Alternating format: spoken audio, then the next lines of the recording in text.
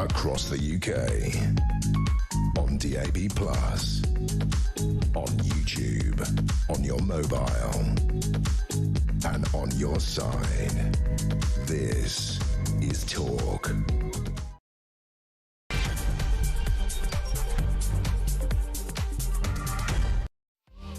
Twitter under investigation for its app which allows you to take people's clothes off. Nadhim Zahawi, the former Chancellor, moves to Reform UK. Do you welcome that? Or are Reform UK now just the Conservatives' light? Certainly when Nadine Dorries went to their conference, she wasn't particularly popular in Birmingham. How do you think Nadhim Zahawi will go down? There are reports as well that he was denied a peerage to be elevated to the House of Lords by the Conservatives, and that's why he jumped. What do you think? 0344 499 1000. We'll talk on Talk Drive as well about the West Midlands Police Chief. MPs are saying to the Home Secretary that she should sack him. Also, the Metropolitan Police Chief says London's safe. Everything's absolutely fine. Peter Mandelson says, I didn't know about Epstein's crimes because I'm gay. He has refused to apologise to Epstein's victims of his paedophilia. And the Business Secretary says we didn't have all the facts on pub tax rises. You're the government. Maybe you should have. We'll talk about Iran as well, as I'm going to every single day on this show. As long as it's a news story, I'm going to talk about it. We're not going to ignore it like a lot of the media do. We'll talk about Andy Burnham backing a Tory call for the under-16s social media ban that is in place in Australia. We'll talk about that. We'll talk about the sport. We'll talk about what's in the sun. We'll also talk to a Labour MP who says he is Keir Starmer's friend, yet he has sent him a text message saying that he should be ashamed of himself, that Keir Starmer should be ashamed of himself for scrapping jury trials. We'll talk to Carl Turner a little bit later on in the programme, and about another Labour MP, Damien Egan, who is banned from visiting a local school over fears it would inflame teachers because he is Jewish. Yes, really, that is where we are in 2026. So much to discuss. I want to make sure I get your voice on the air. 0344 499 1000 is the number to call. You can text me 87222 with the word talk in your text. You can tweet me at talkTV. Follow me at Peter Cardwell. Send me a voice note, less than a minute, please. We'll get those played out, as many as we can. 0344 499 1000. That's the same number for WhatsApp text messages and for phone calls too. I can see the phones going already. We'll take as many calls, text, tweets and voice notes as we can between now and 7 o'clock. So much to discuss. Stay with us here on Talk Drive.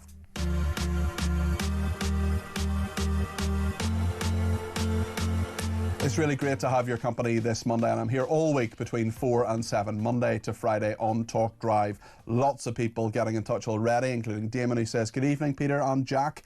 Jack is my cat, Damon always says, and a good evening to him. I just want to say that I don't condone anyone using Grok for the wrong reason. However, if Labour ban Twitter, what's to say that they won't find a way to stop Facebook, TikTok and other platforms? We need to be careful because Labour are just waiting for an excuse to cut free speech in the United Kingdom, says Damon. Well, what do you think about that? 0344 499 1000. Peter Kyle is the Business Secretary. He's been out and about this morning. This is what he's been saying.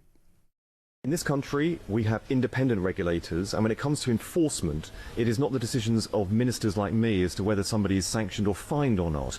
It is about upholding the law.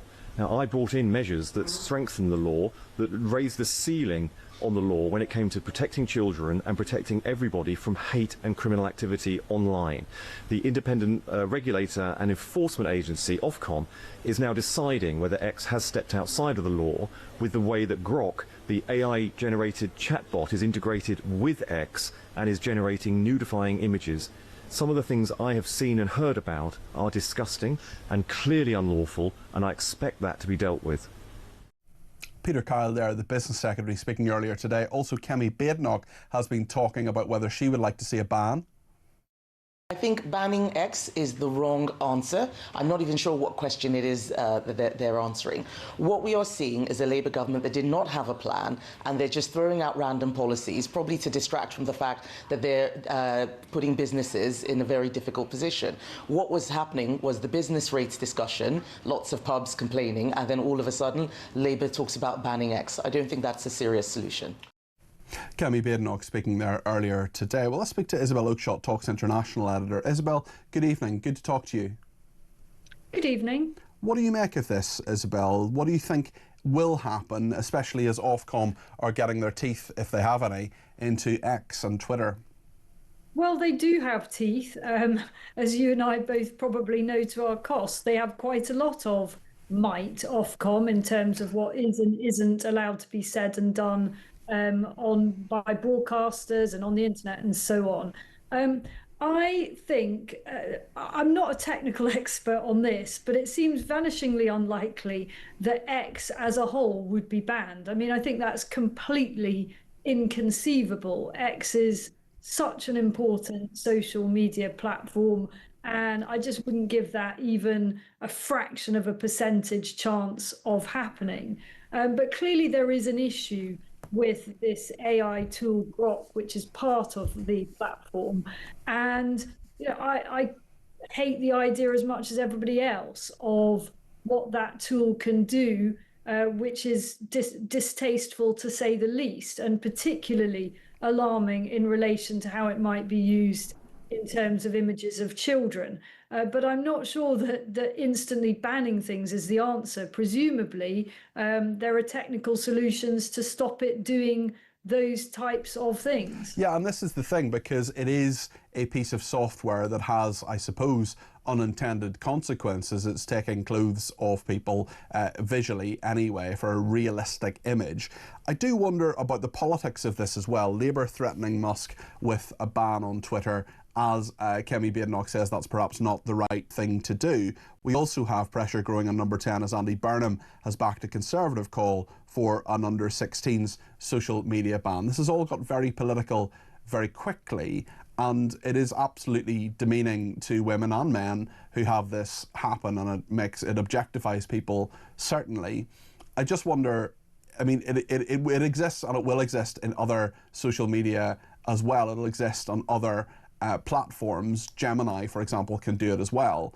So are we at risk here of simply having a knee-jerk reaction and perhaps chasing something and trying to ban something that actually will pop up somewhere else anyway? Just this whole issue of banning social media or internet bans, to me, has a major aspect, I think, and I wonder what you think, Isabel, of running after something which you'll never catch, because the Online Safety Act, for example, already out of date.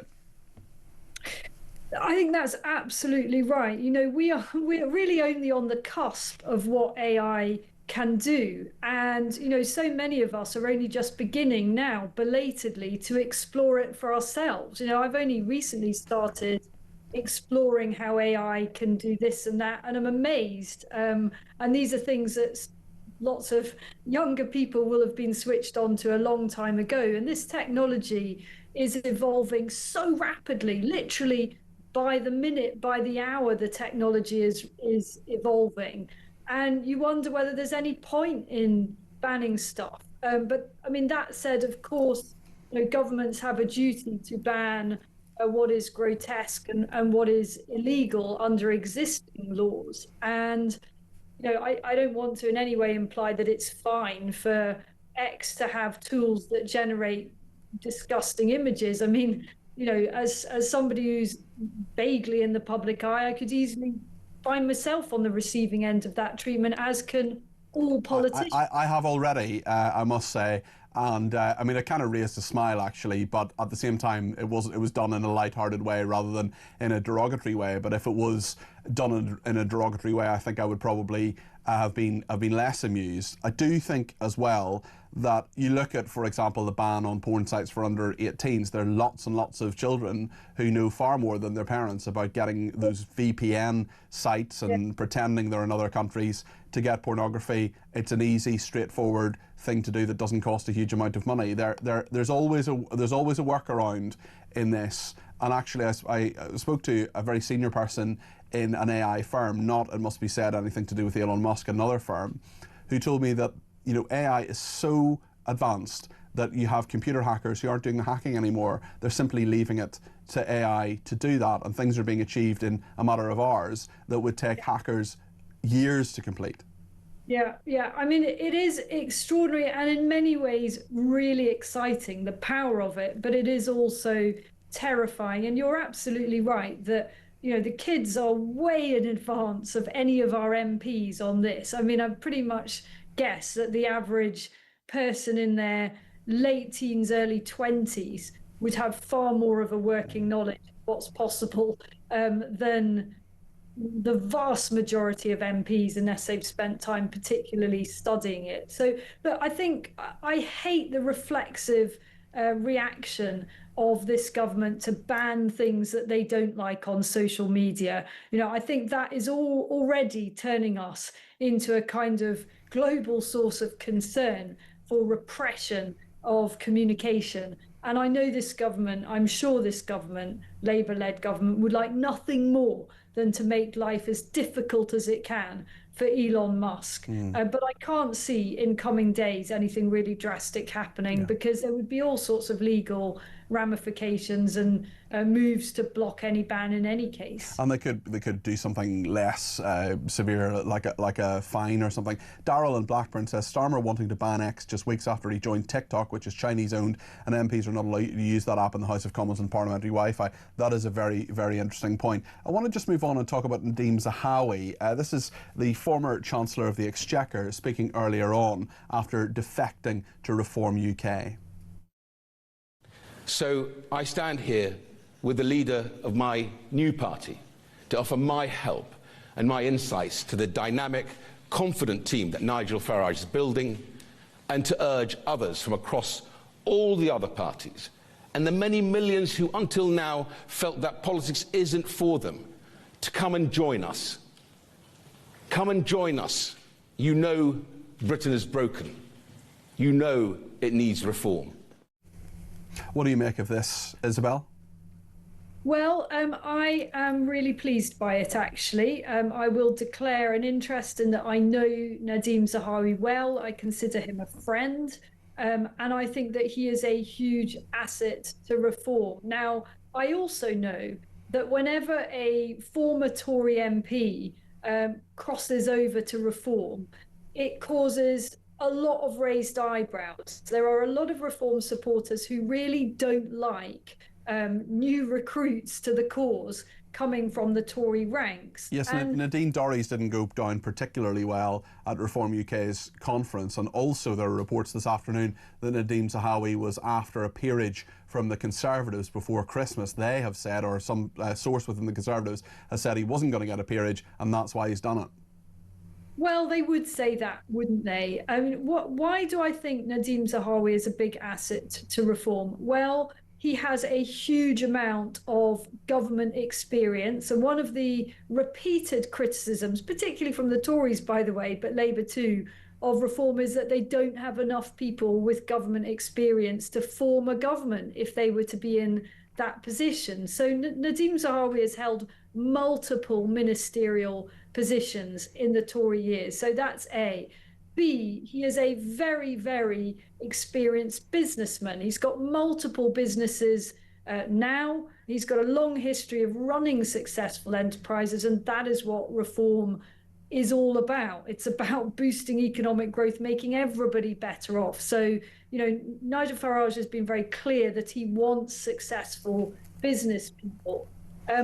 So those, I think, are two very powerful things. Thirdly, he's a really good communicator. We saw that at the press conference today. You know, he dealt with a number of pretty tricky and awkward questions with really good humour and good grace.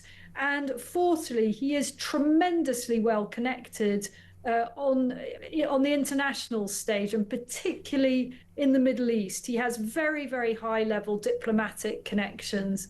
And I think that too will be a real asset to reform. So yes, there will be a bit of a backlash about this, and I understand that backlash. But taken together, he is a very, very good get for reform. What should he do for them? Should he go back into the House of Commons, the House of Lords? What do you think he should actually do after the next election?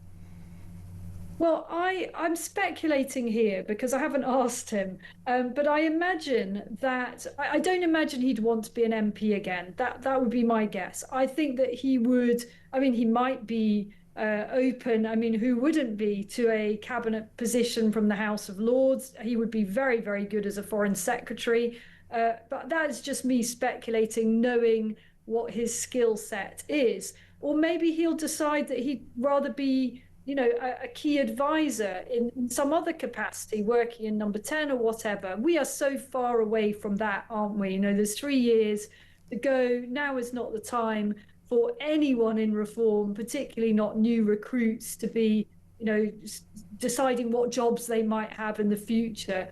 Reform at the moment only has 5 MPs, so let's keep it real. Okay, Isabel, thank you. Always keeping it real. That is Isabel Oakeshott there, our international editor. Terence in Lancashire says, Reform are not the Conservatives' light, they're the Conservatives' right. Too many Lib Dems masquerading as Conservatives in the Tory party for me. On Twitter or X, depending on what you want to call it, apparently 75% of people still call it Twitter. I know I do. Ian is in Solihull and has some thoughts on this. He's given me a ring on 0344 499 1000. Ian, you're very welcome to the programme. What would you like to say? Good afternoon. Thank you very much, Peter. Hi there. First time being able to get through to you. Oh, brilliant. Well, I'm delighted to speak to you. Okay. It's on the X argument. There's a couple of things about it. You're quite right. And as somebody said earlier, there are other vehicles out there. It's not just X that can do this. But the other aspect is there are other programs. There are other computer systems. Mm-hmm. So if you were to throw up, for instance, those people that have illegal images on their computer, do you turn around and say, I'm now going to ban Windows because that runs my Windows computer? Yeah. I think that's a very fair point. Now, it may not have been the original intention of Grok to be able to do this, because you do all sorts of things with Grok. You could do a picture of your family and say, can you add in other members of the family? Can you can you do a mountainous background or whatever? It is a very powerful tool, but obviously it was going to be used for this purpose at some stage, because that's the nature of people online. That's the nature of human nature. What do you think the government should do, if anything, Ian? I don't think the government needs to do very much at all, apart from follow the legals they've got already. Because I think that what Elon already has said was that he would make it only available to subscribers. So if you want to find out who's doing it, as you subscribe, you have to put details in so that we know who you are. Yeah. And that's where they pick up on the existing laws, so you think, and they go and collect these people. So you think that may well put people off, because it's not just some anonymous account, it's not just an anonymous account. It's actually, that'll say, right, this is Ian in Solihull or Peter in London or whatever who has done this. Exactly. We have their details, therefore people will be more reticent to do that. Well, it was quite scary when you rang me back and you said, well, Ian, do you want to go on? And I'm like, what? You know my name? I hadn't said it in the first place. Okay. So maybe it's on our system anyway. Yeah, that's the... It is. Okay, okay. As I say, if you guys have got that level of data, imagine, well, I do know exactly what the law enforcement agencies have, and they have a darn sight lot more powerful information, so they can find these people, and they can go and give them a knock on the door at 4 o'clock in the morning, as they do. Okay. And I think that would be a really good solution. Okay. It'll take them out of the equation. Just actually implement the law. Yes. Yeah. It's fair. I know what you mean, and this drives me mad, actually, Ian, because there's so many laws that are there, there's so many things we can do, and there's a lot that the police just don't do and the authorities don't do, and they say, the government says, let's create another law. Well, actually, there are loads of laws there already that could deal with a lot of this. Yes, there are loads. It's just an excuse. Okay. Sorry. Well, Ian, listen, thank you for your call. Good to talk to you. I hope it's not the first time and hopefully not the last time. Let's hear a voice note now. Mark has been in touch on Grok. Yeah, this Grok thing that's going on at the moment, it's baffling me. It really is. I'm kind of interested to find out when it was that we all became Mary Whitehouse all of a sudden. The discourse I'm seeing on this, I mean, I'm just listening to a woman bleating on about this at the minute, referring to these images as the most abhorrent, sexual images ever in the world, and this is absolutely disgusting. Can we just get a bit realistic about this? The images they're talking about is women and girls in bikinis, is my understanding. Can I just remind everybody, 25, 30 years ago, pretty much every household had a catalogue. In that catalogue, you'd have found 3 or 4 pages of kids in underwear. Is that weird? Is every parent a weirdo? Because they're going to have pictures like that as well. It just seems weird. I mean, maybe investigate the people that are making them. That might be worth doing. Anyhow, cheers, Peter. Thanks, Mark. Thank you very much indeed for that. Lots of different opinions coming out on all of this. What do you think? Do you think Mark and Ian are right, or have you got a different opinion? Do you think the government's right to crack down on this? Maybe you've been a victim yourself. 0344 499 1000 is the number to call. We'll speak to Peter Blexley, the former Metropolitan Police detective, next, about how on earth the West Midlands Chief Constable is holding on. Stay with us.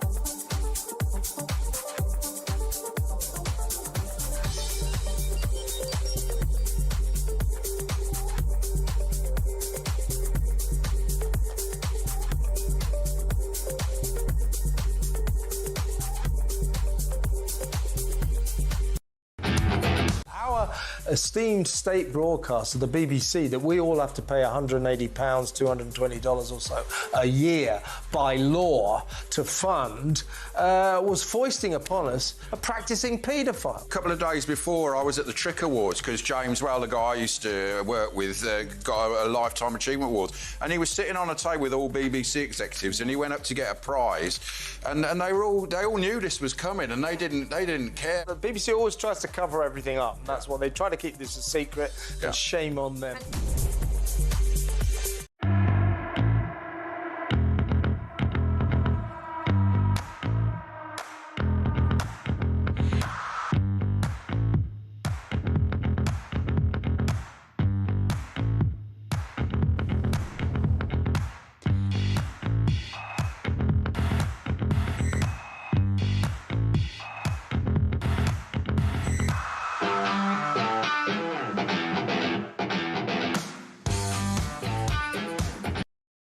Across the UK, on DAB+, on YouTube, on your mobile, and on your side. This is Talk.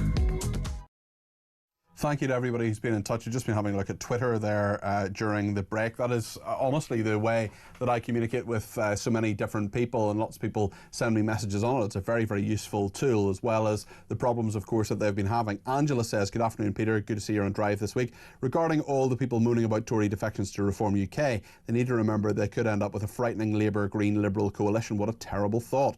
A1 Driver says Labour has lowered the voting age and plans to grant leave to remain, followed by voting rights to most illegal arrivals. Once that happens, the direction of those votes is hardly in doubt, and Labour will then present this outcome as a democratic mandate. Philip says ChatGPT, DeepSeek and Gemini don't seem to worry anyone. Funny that. Let's be honest, the real problem isn't Grok, it's that X stopped being an establishment-controlled megaphone after Elon took over, and it angers them that they've lost control of the narrative. Also, Planet Veritas says, can you please raise this pivotal moment on your show that the third reading of the Shagos Bill is starting in the House of Lords? Yeah, I'm very happy to mention that. We'll keep an eye on that this afternoon. And Andy We The People says the royal family have an X page. Will the government check with the King first? I doubt very much that he will, to be honest. I think he'll do what he wants to do. Leslie on text says a good choice for reform, otherwise you end up with a cabinet of incompetence, as Labour had, talking about Nadeem Zahawi. I want to talk about other aspects now of our society. Crime in London is a big one. The Metropolitan Commissioner, Sir Mark Rowley, spoke to Times Radio earlier on, our colleagues, and said that London is a safe city. We are making progress on these issues. I don't claim we're perfect, but what I am pushing back on is the idea that crime in London is somehow out of control or disproportionate. It's a safe city, and it's going in the right direction. And Londoners generally feel it's a safe city. The YouGov survey says that it's people who don't live and work in London who don't feel London safe, which because of the rhetoric of sort of, frankly, of pundits like yourself, rather than looking at the evidence. Sir Sadiq Khan, the Mayor of London, also spoke to Times Radio about London's murder rate this morning. In terms of homicide and murders, I'm really happy to compare London to any state in the USA.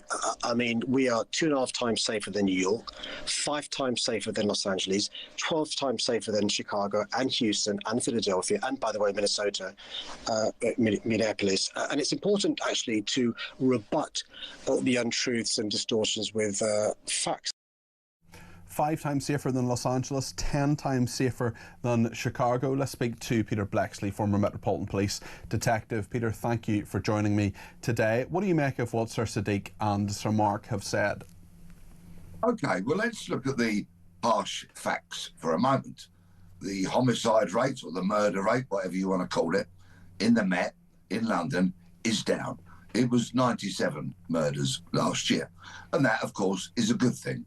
I have nothing but praise for people who are working to reduce violence and are trying to tackle these gangs, whether that be through proactive, robust policing, kicking down front doors, arresting gang members, or the more softly approach, which is reaching out to younger gang members and trying to persuade them away from a life of crime.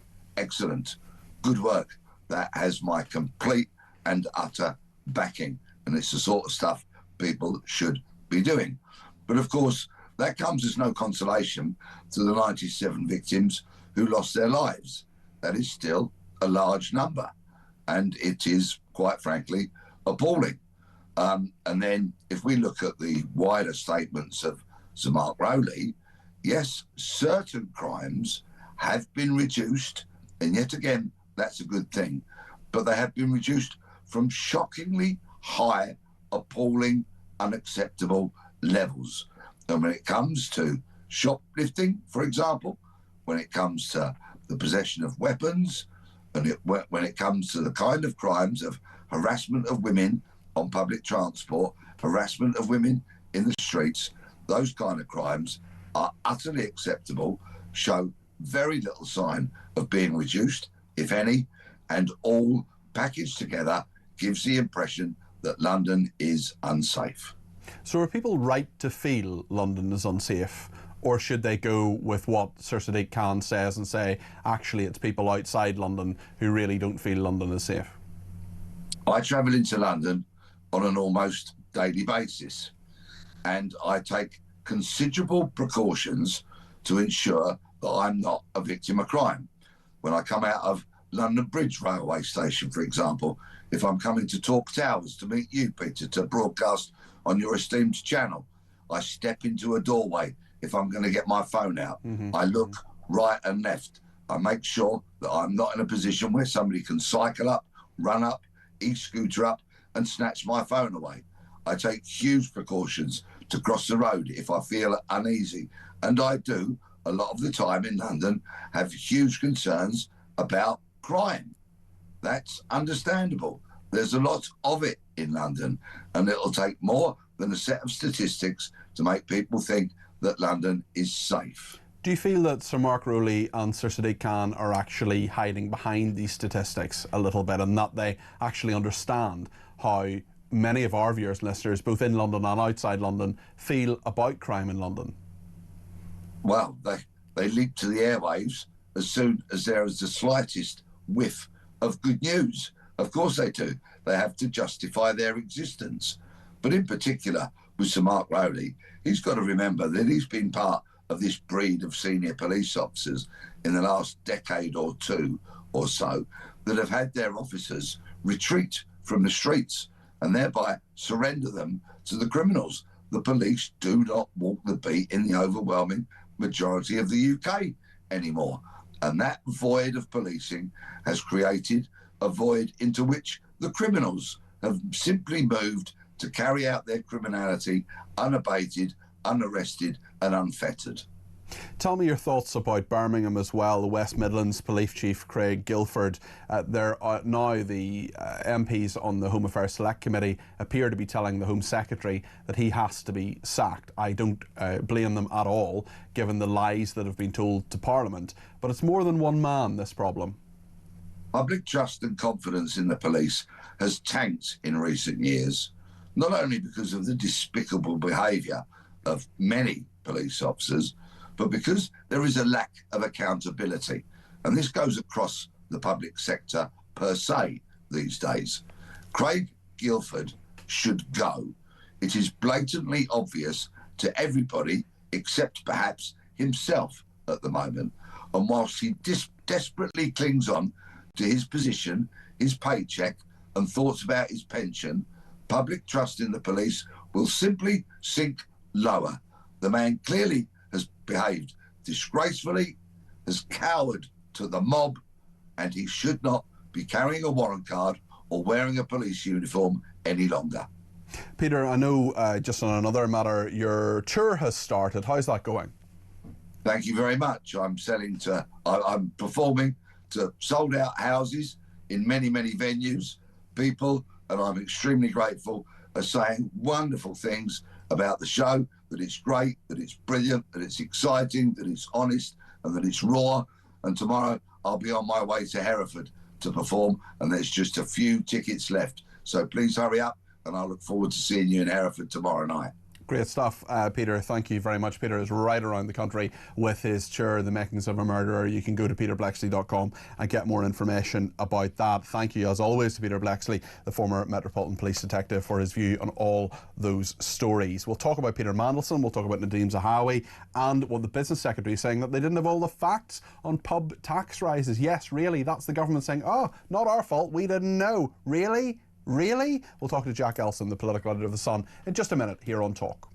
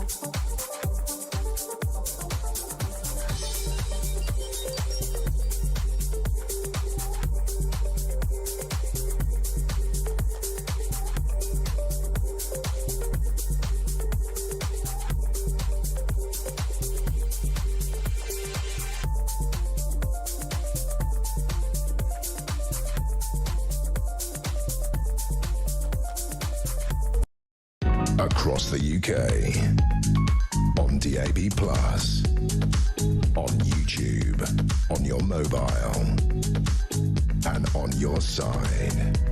This is Talk.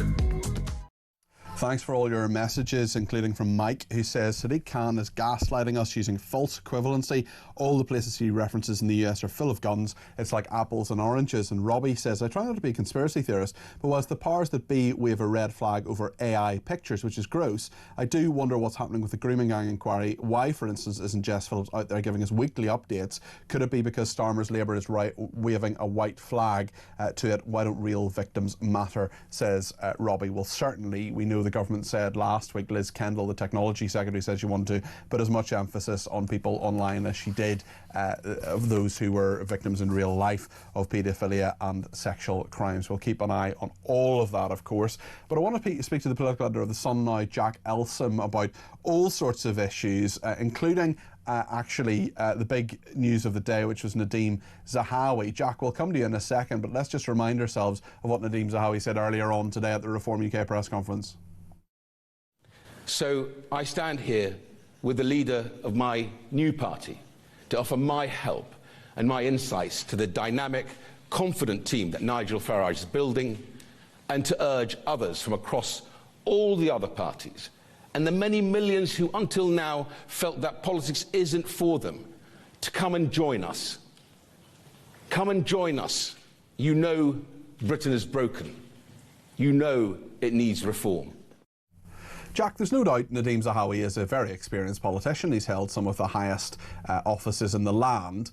But reporting this afternoon that, not to pour cold water on this necessarily, but there's bound to be quite a number of people in Reform UK not particularly happy with another ex-Conservative. Nadine Dorries didn't go down too well at their conference in Birmingham, for example. Also reporting that Nadeem Zahawi was trying to get a peerage out of the Conservatives before Christmas. What do you make of this whole affair?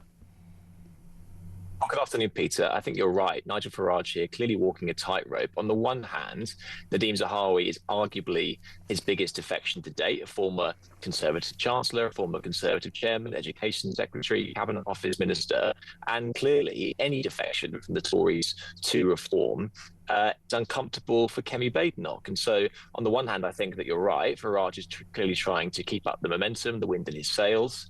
But there is now this question about, is he becoming too saturated? Is he becoming a dumping ground for Tory has-beens? And it does seem that the Tories who he has accepted into his ranks, one, all fit a similar profile of people who lost their seats the last election, are now out in the cold and are potentially trying to come back into the Westminster limelight, but also people who sat at the top table of the very Conservative government who he criticises for ruining the country. And it does seem to be that paradox at the heart of these defections, in which he is saying that reform clearly lacks government experience, and he needs to take on people who have that government experience, people like Nadeem Zahawi, people like Nadine Dorries, people like Jake Berry.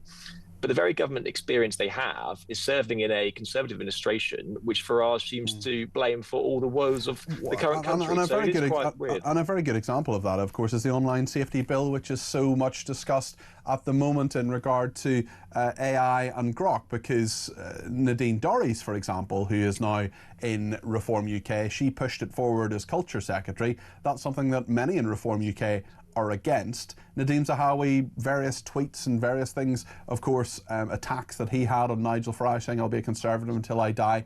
All of this coming through. But clearly, the former Conservative Nadeem Zahawi and Reform UK thought that this was all worth it. I wonder what role you think he will play, or maybe he is actually just after a peerage if we put our cynical hat on. Well, the issue, and I guess a byproduct of this social media age we now live in, is that there is such a big paper trail of every single opinion which you've ever uttered. And clearly, for someone who's been in the Conservative Party for a long time, that is going to include large amounts of attacks on Nigel Farage. The Tory spin operation have been out scraping Nadeem Zahawi's Twitter and are coming up with all sorts of unkind things he said about Nigel Farage. But also, you're right, policies which Reform opposed, which Nadeem Zahawi backed when he was in government. I think that what Nigel Farage said today is that Nadeem Zahawi is clearly going to help on the business role. He was a very successful businessman for a long time, founded YouGov, founded other companies, and give them that extra heft of Whitehall experience, which Reform is sorely lacking. But I think the peerage row does really undermine the credibility here, because people close to Nadeem Zahawi are not denying the fact that he made approaches for a peerage, and the fact that Conservatives seem to rebuff him, they're coming out and saying that, clearly he was an unsuitable candidate, given his past tax affairs and investigation by HMRC.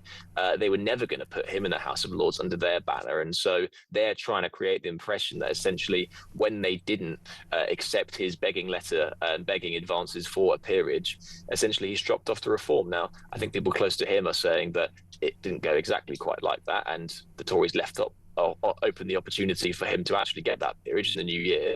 But at the moment, it seemed to be a war of words between Nadeem Zahawi and his old party, and lots of ammunition on both sides, because there's clearly lots of pretty unkind tweets and words and comments which Nadeem Zahawi said about Nigel Farage.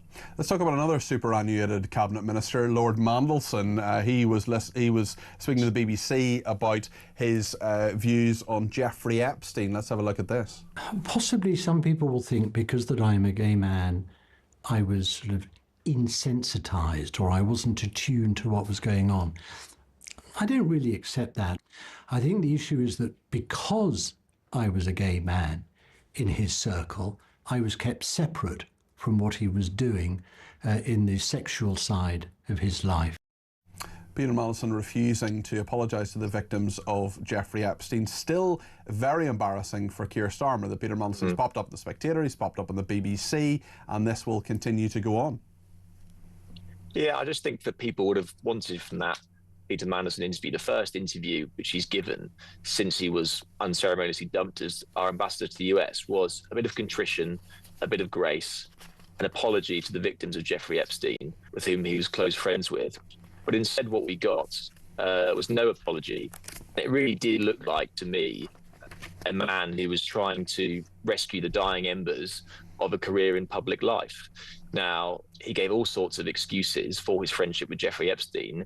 He didn't answer the substantial point, which was that he continued to befriend Jeffrey Epstein, hang out with him as mates, as emails showed, after the conviction of Jeffrey Epstein. Called him his best pal. Yeah, exactly. And so he really didn't address that.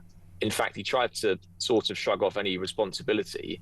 And I think that people are owed more than that. And clearly it's gone down very badly in Labour ranks. The Prime Minister's officials spoke from today reiterating what Heidi Alexander said in an interview, in which she thought that it was very naive and that he should have apologised. You know, Peter Mandelson has come back from public life. 3 times he's been sacked now, twice in the Blair years, and now obviously as US ambassador. Potentially there's a way he can come back, but it does look very difficult. Jack, we'll just have to end it there because Liz Kendall, the Technology Secretary, is talking in the Commons about this Grok AI row. Let's go live to the House of Commons now with thanks to Jack Elsom. Image creation function to paid subscribers. This does not go anywhere near far enough. It is insulting to victims to say you can still have this service if you're willing to pay. And it is monetising abuse. So let me be crystal clear.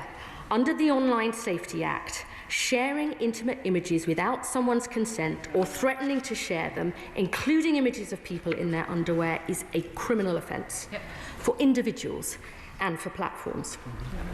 My predecessor, the Right Honourable Member for Hove and Portslade, rightly made this a priority offence, so services have to take proactive action to stop this content from appearing in the first place.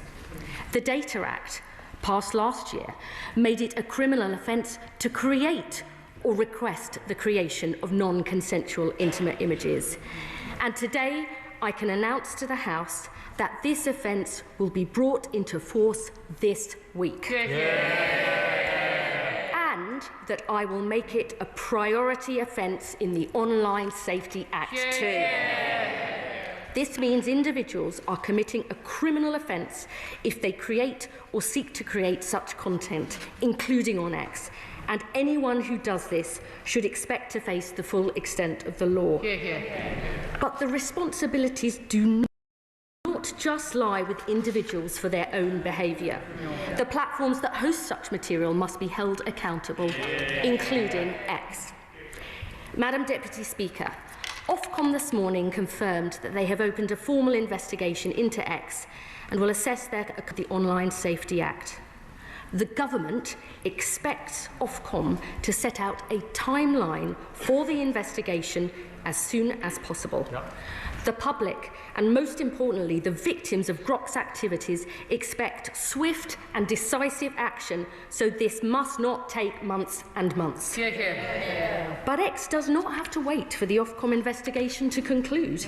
They can choose to act sooner to ensure this abhorrent and illegal material cannot be shared on their platform. If they do not, Ofcom will have the backing of this government to use the full powers which Parliament has given them. And I would remind X and all other platforms that this includes the power to issue fines of up to 10% of a company's worldwide qualifying revenue. And in the most serious cases, Ofcom can apply for a court order to stop UK users accessing the site. Madam Deputy Speaker, this government will do everything in our power to keep women and especially children safe online. So I can today confirm that we will build on all the measures I have already outlined and legislate in the Crime and Policing Bill, which is currently going through Parliament, to criminalise nudification apps. This new criminal offence will make it illegal for companies to supply tools designed to create non-consensual intimate images, targeting the problem at its source. And in addition to all of these actions, we expect technology companies to introduce the steps recommended by Ofcom's guidance on how to make platforms safer for women and girls without delay. And if they do not, I am prepared to go further. Because this Labour government believes tackling violence against women and girls is as important online as it is in the real world. Now, Madam Deputy Speaker, this is not, as some would claim, about restricting freedom of speech. That's something that I and the whole government hold very dear. It is about tackling violence against women and girls. It's about upholding basic British values of decency and respect and ensuring the standards we expect offline are upheld online.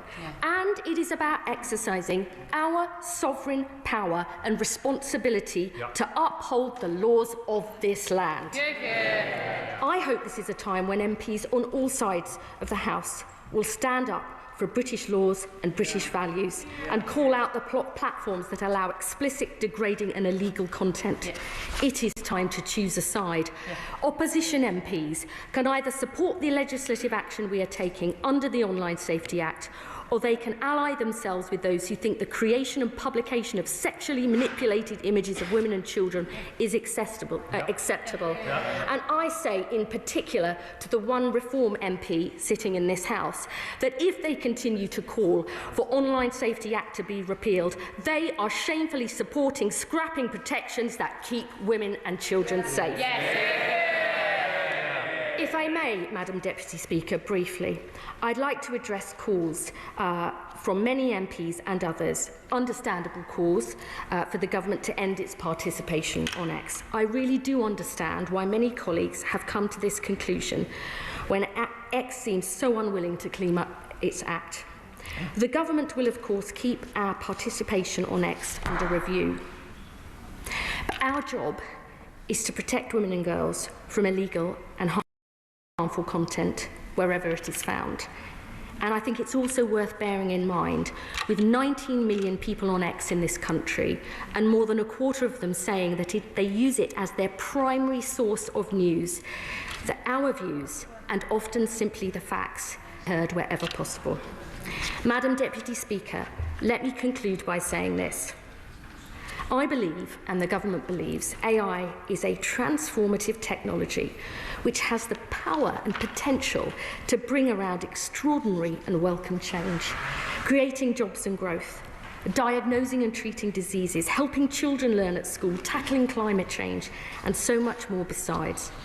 But in order to seize these opportunities, people must feel confident that they and their children are safe online and that AI is not used for destructive and abusive ends. Many tech companies want to and are acting responsibly, but where they do not, we must and we will act. Innovation should serve humanity, not degrade it. So we'll leave no stone unturned in our determination to stamp out these demeaning, degrading and illegal images. If that means strengthening the existing laws, we are prepared to do so. Because this government stands on the side of decency.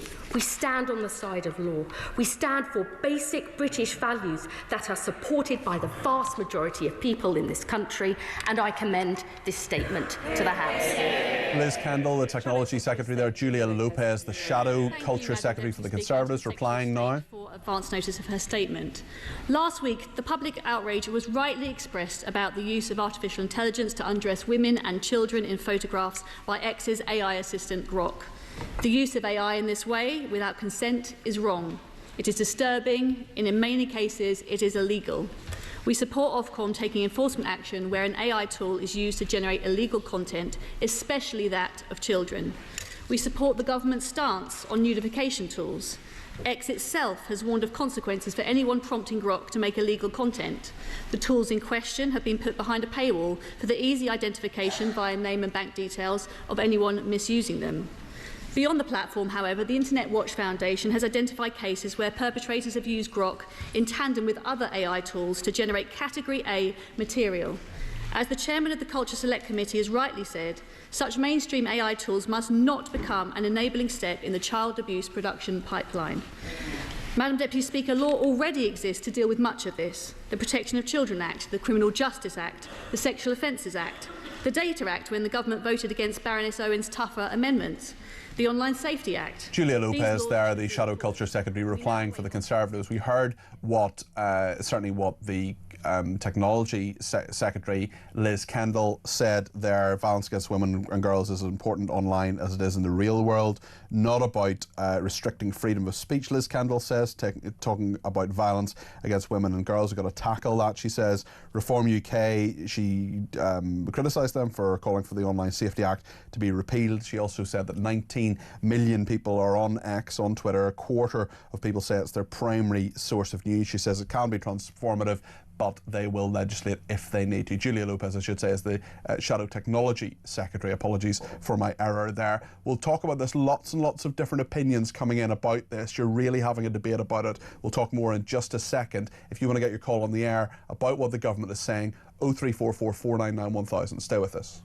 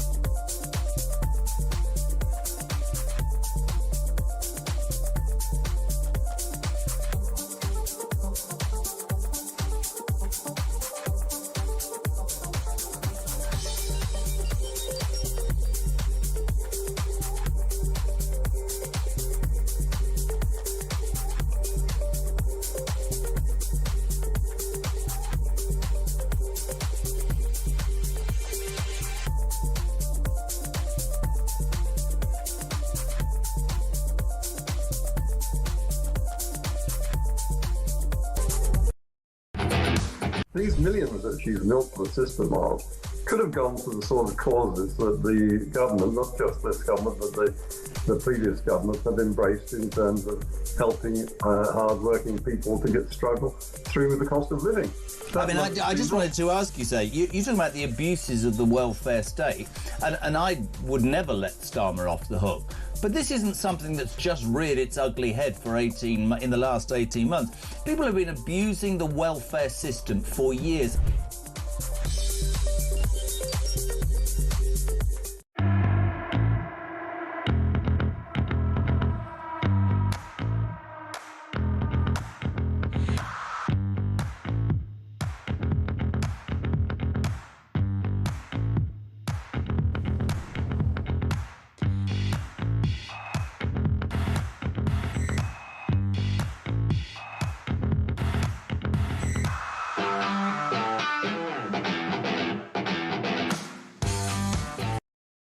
Across the UK, on DAB+,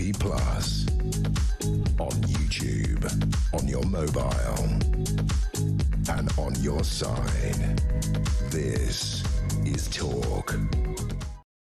Lots of reaction to this, including from Richard, who says, what a lot of hot air listening to Liz Kendall. Most Labour MPs couldn't tell you what a woman is, and if they really cared about women and girls, they'd stop putting up illegal immigrants in hotels in our towns and villages. Joe says this has nothing to do with sexual images. All AI can be manipulated that way. Protecting children should have started with a nationwide grooming gangs inquiry. This mob are just hypocrites trying to shut them down and anyone who critiques them. Angela says, your government, Liz Kendall, does not protect women, girls or boys. If they did, you would have already started the rape gang investigation. This X persecution is frankly pathetic and will not solve the issues, as a lot of AI platforms have the same issues. And Sean in Bridlington says, unlike the rape gangs inquiry, the Online Safety Act against Grok is a priority for Labour. That's because it means prosecuting their opponents as opposed to their voters, says Sean in Bridlington. Liz in Bedfordshire has given me a ring on 0344 499 1000. Lisa, sorry, not Liz, Lisa, apologies. Lisa, what point would you like to make? You're very welcome to the programme. Oh, hi, Peter. Well, it's so interesting. I saw a clip of Keir Starmer saying how disgusting and despicable and it must be stopped about, and I'm not wishing to make small of it, but of people being shown in a bikini or a bra and pants, when there are people that are in court every day of the week that are caught with the most horrendous images of child abuse on their computers. Hugh Edwards being one of them, with up to 3,000 images of grade A child abuse, which we don't have to go into detail about what that is, but we all know what it is. And first-time offenders never receive a custodial sentence, yet he and his cabinet are making such a fuss about this piece of AI. Why do you think they are making such a fuss about it? Well, I was late to the party with X, and I find it mind-blowingly interesting, fascinating, funny. It's unfiltered. It does have a dark side, though, Lisa. It does have its dark side, but I just feel this is the Labour Party trying to shut down a means that we have of sharing the truth for a start, which we can't rely on any mainstream media for, and it's ultimately another way of controlling us. And we can share free views on there. We can say exactly what we think and feel. It's the only platform we can really do that. And when I saw that man talk, that's the only time I've seen him talk with any passion, not about kids that have been stabbed to death, not about rape gang victims, but about an AI tool, and it just says everything, doesn't it, really? Very interesting to talk to you, Lisa. I think it's the first time we've chatted, actually, but definitely give me a ring back on another issue, another day. Lisa there in Bedfordshire, thank you for that. Very, very interesting. Lots of people annoyed about this. Christina says, listening to Liz Kendall saying they will act swiftly, shame they cannot act swiftly with the rape gangs against women. Loads of people getting in touch about this. Maybe you will be one of them. 0344 499 1000. We'll talk in just a second after the news to Paul Scully, the former Tech and Digital Economy Minister. He knows this stuff backwards. He will give his view on all of it. You can too. 0344 499 1000.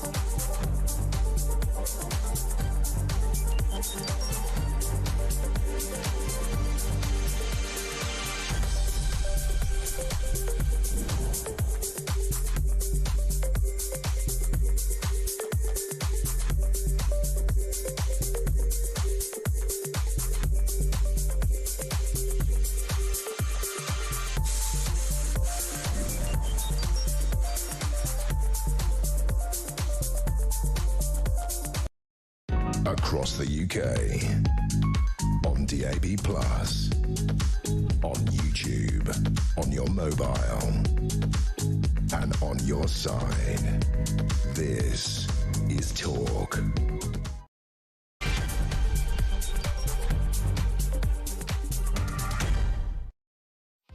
It's just gone 5 o'clock. Thank you for all your messages about what Liz Kendall is saying in Parliament, talking about AI, talking about Grok, talking about Twitter, and perhaps banning it. Lots of people getting in touch. We'll get to all those messages, calls, texts, tweets, however you want to communicate with us. This is the big issue we're talking about today. And Paul Scully, the former digital minister, will be with us in just a second. We'll bring you some of what Liz Kendall has been saying. We're right across that debate. It's happening right now in Parliament. And if there are more things that we think you should hear, we will bring them to you, of course, between now and 7 o'clock, because lots of people are getting in touch about it, certainly. Lots of anger as well about what Liz Kendall is saying. James says, I'm very much against banning anything.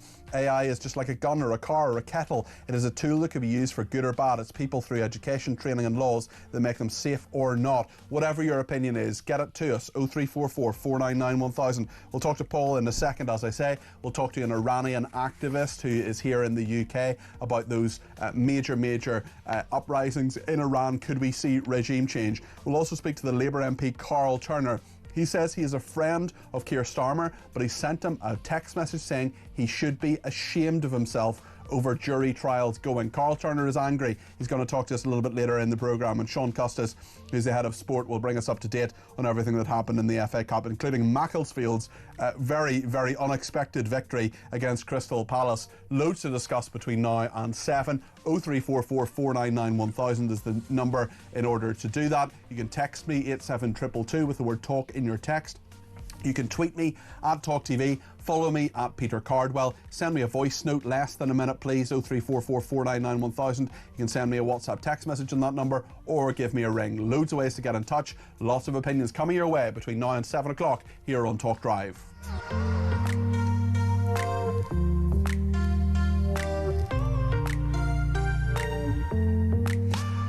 Well, right now in the House of Commons, as we've said, Liz Kendall is answering questions on a statement that she has made saying that she could ban Twitter because of what Grok, its AI tool, is doing. There are lots of different opinions from lots of different MPs coming her way. We'll just dip into this just for a quick second now and hear what Liz Kendall is saying. Spokesperson, the Online Safety Act does include that backstop power that if Ofcom decides they have repeatedly refused to comply with the law, they can apply to a court for serious business disruption measures. She's right to raise the issues around protecting children, that it is the most abhorrent crime. That is why this government has been so strong in this. I'm very happy to meet her. Liz Kendall there, the Technology Secretary, talking about the potential ban of the social media platform X or Twitter. It's dominated today's political agenda. There are lots of other things as well, but it really has dominated today. The Science Secretary, Peter Cardwell, spoke about this earlier today.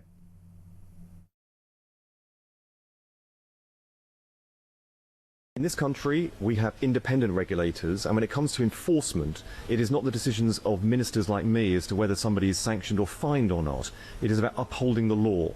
Now, I brought in measures that strengthen the law, that raise the ceiling on the law when it came to protecting children and protecting everybody from hate and criminal activity online. The independent regulator and enforcement agency, Ofcom, is now deciding whether X has stepped outside of the law with the way that Grok, the AI-generated chatbot, is integrated with X and is generating nudifying images. Some of the things I have seen and heard about are disgusting and clearly unlawful, and I expect that to be dealt with. Peter Cardwell there will bring you more of what Liz Kendall is saying in the House of Commons a little bit later on in the programme. Just to remind you about what the Leader of the Opposition, Kemi Badenoch, was also asked if she would like to see a ban of Twitter. This is what she said. I think banning X is the wrong answer. I'm not even sure what question it is that they're answering. What we are seeing is a Labour government that did not have a plan, and they're just throwing out random policies, probably to distract from the fact that they're putting businesses in a very difficult position. What was happening was the business rates discussion, lots of pubs complaining, and then all of a sudden Labour talks about banning X. I don't think that's a serious solution. Some very interesting messages coming in just before we go to Paul Scully. George in Northampton says, I just listened to your clip. Liz Kendall says she will ban all forms of software that can make illegal images. So are we going to have Adobe Photoshop banned? Every Windows computer has Paint as a part of it. That could be used to create illegal content, says George in Northampton. Sean in in Norfolk says they set up this X ban in a week. Well, it hasn't happened yet, certainly, but they're talking about it. Yet it's taken a decade for them to do an inquiry into rape victims with no date set because they are unreliable. We are living under a dictatorship. It's never been more obvious, says Sean. Lots and lots of opinions coming in. I want to hear from an expert. That's Paul Scully, who's the former Tech and Digital Economy Minister. He knows this stuff back to front. When you hear things, Paul, first of all, thanks for joining us. When you hear things like a ban on Twitter, is that actually doable? Is that actually something the government can actually do? Because we're talking about VPNs and people logging into pornographic sites and so on. A workaround was found on that within a day or two. Yeah, look, hi, good to see you. It is possible. It's in terms of the legislation, it's not really viable for the reasons that you've just said. And there are so many stages to go through before you even get to that. It was interesting, that little clip that you showed live of Liz Kendall, because she just talked about it. Actually, it's whether if you can only start looking at banning a service like X if they actually actively block you or refuse to act on what's going on, which actually they haven't. So since this became an issue, Grok has already been restricted to paid subscribers. Some people have said, oh, that means that it's a premium service now. What that actually means is it means they know the names and addresses of everybody and the credit card details of people that may be using it for illegal content. So there, in theory, there is actually some form of accountability, but that is to premium users of X. I don't want to be too conspiratorial about this, but why X and why now? There are loads of other AI. In fact, all AI, I think, can do this. You've got Gemini, you've got lots of Anthropic, you've got loads and loads of other AI facilities and companies that can do this. Do you think Elon Musk is being unfairly targeted here? I think there is a real risk of that. But on the other hand, I think with things with Grok, because you actually literally put the instructions into X in many ways. You can do it through the app, or you can do it through X itself. There is a sense of immediacy about it as well. I think other platforms like Gemini have a few better guardrails, which hopefully X will start looking at and implement themselves. But there is always an element of, yes, they're going after the bogeyman that is Elon Musk. And so you've got to separate the two. So a lot of your comments I'm hearing from your listeners are absolutely valid, but Ofcom should be allowed to do its work as well. I don't think we need to panic yet. By the way, this isn't something that's immediate. The fact that they've turned to it is immediate, but the Online Safety Act took 5 years to get through, so this is a long time in the making. And Ofcom not exactly known for its incredible swiftness when looking into all these issues either.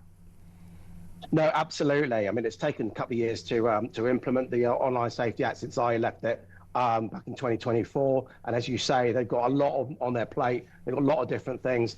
Have they got the expertise now to actually look at it in an objective way? That we'll have to see.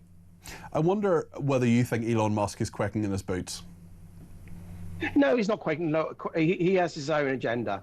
He will be looking at this from a commercial point of view. He will be kicking up a fuss and whipping up the angst of people that are supportive of him, his followers on X and the like, because he makes a buck out of it. So it's not all about his political viewpoints. When I did the AI white paper, safety white paper, he wanted to pause ChatGPT, the development around that, for 6 months.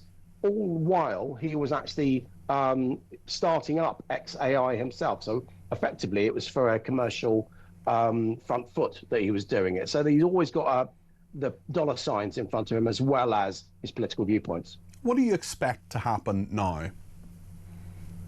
I would expect there to be a sensible, I think there'll be a lot of noise for a little while, but I think there'll be a sensible outcome in the end, because at the end of the day, X is a business platform for him.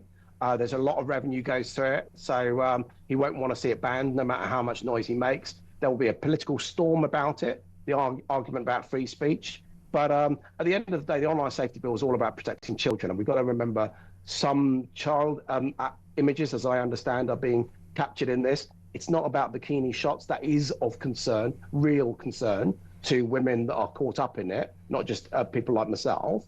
But there are, I know there are images. Friends of mine, Bella Wallersteiner, who's been campaigning against this, has had far more intrusive and awful images created as a result of the ability to do that within Grok. Andy Burnham, the Mayor of Greater Manchester, says he agrees with the Conservatives for an under-16s social media ban completely, as has been the case in Australia. I wonder what you think of that, Paul. No, I don't think it's the right move for the reasons I said before. I think it's not going to work. People are going to get around it. And what it also does, I heard one of your listeners talking about how exciting she finds X late, having come to it late, and interesting it is. For children and young people, it's a great way of messaging, of communicating with each other, as long as you've got the guardrails in place. You don't want to go around banning stuff. You just want to have a sensible approach. Okay, Paul, listen, thank you. Paul Scully there, the former Tech and Digital Economy Minister, joining us here on Talk Drive. Nick in London has given me a ring on 0344 499 1000. Nick, what do you make of this?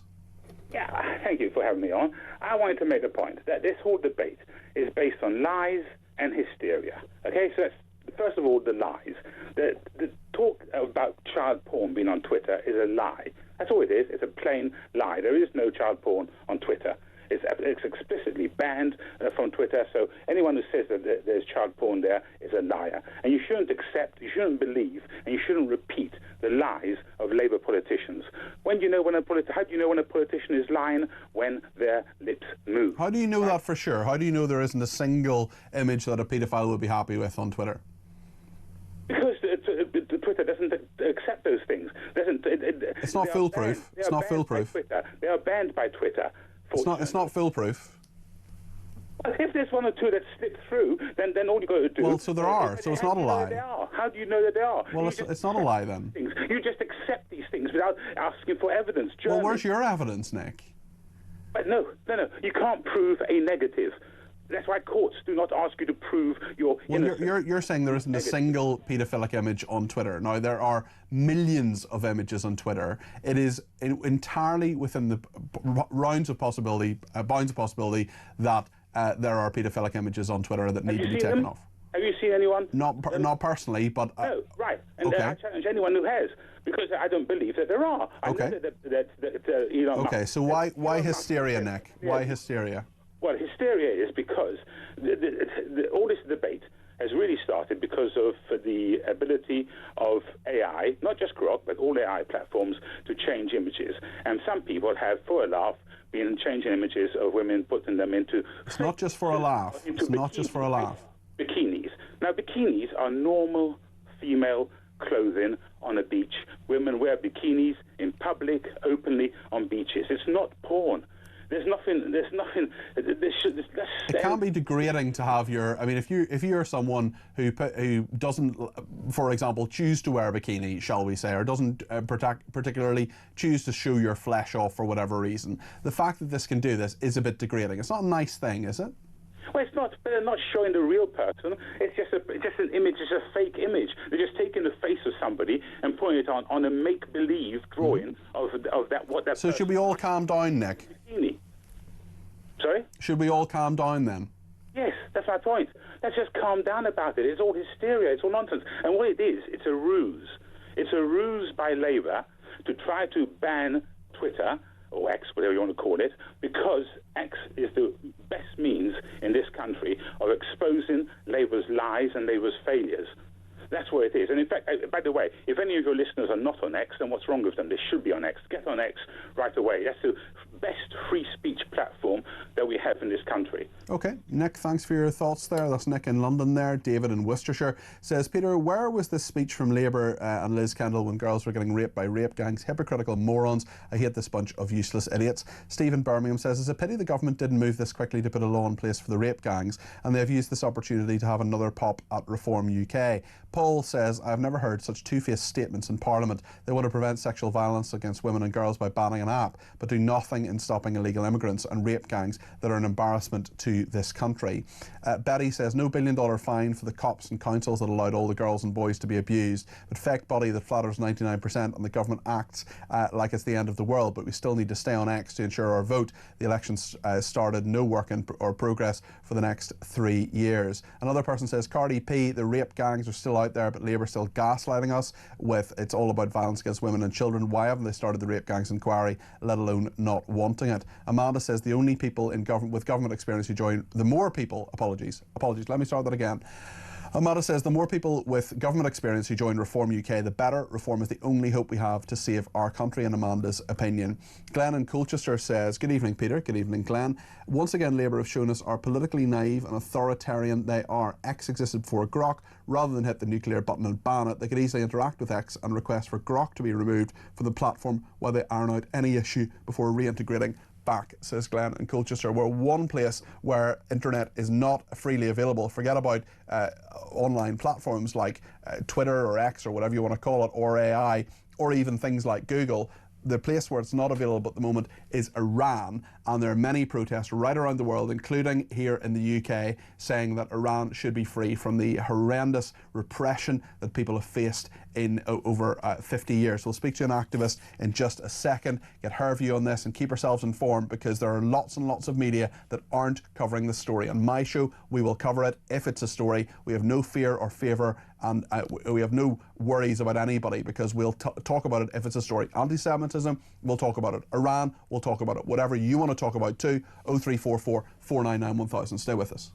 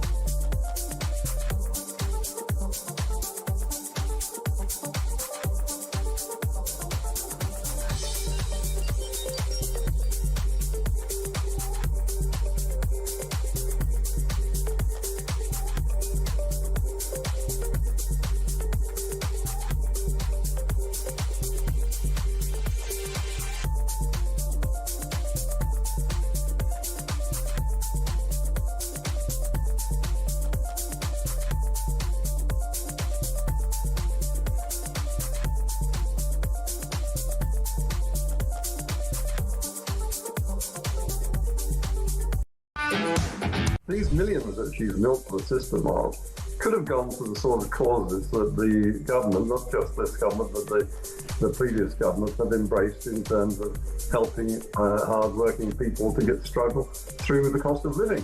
I just wanted to ask you, you're talking about the abuses of the welfare state, and I would never let Starmer off the hook. But this isn't something that's just reared its ugly head in the last 18 months. People have been abusing the welfare system for years.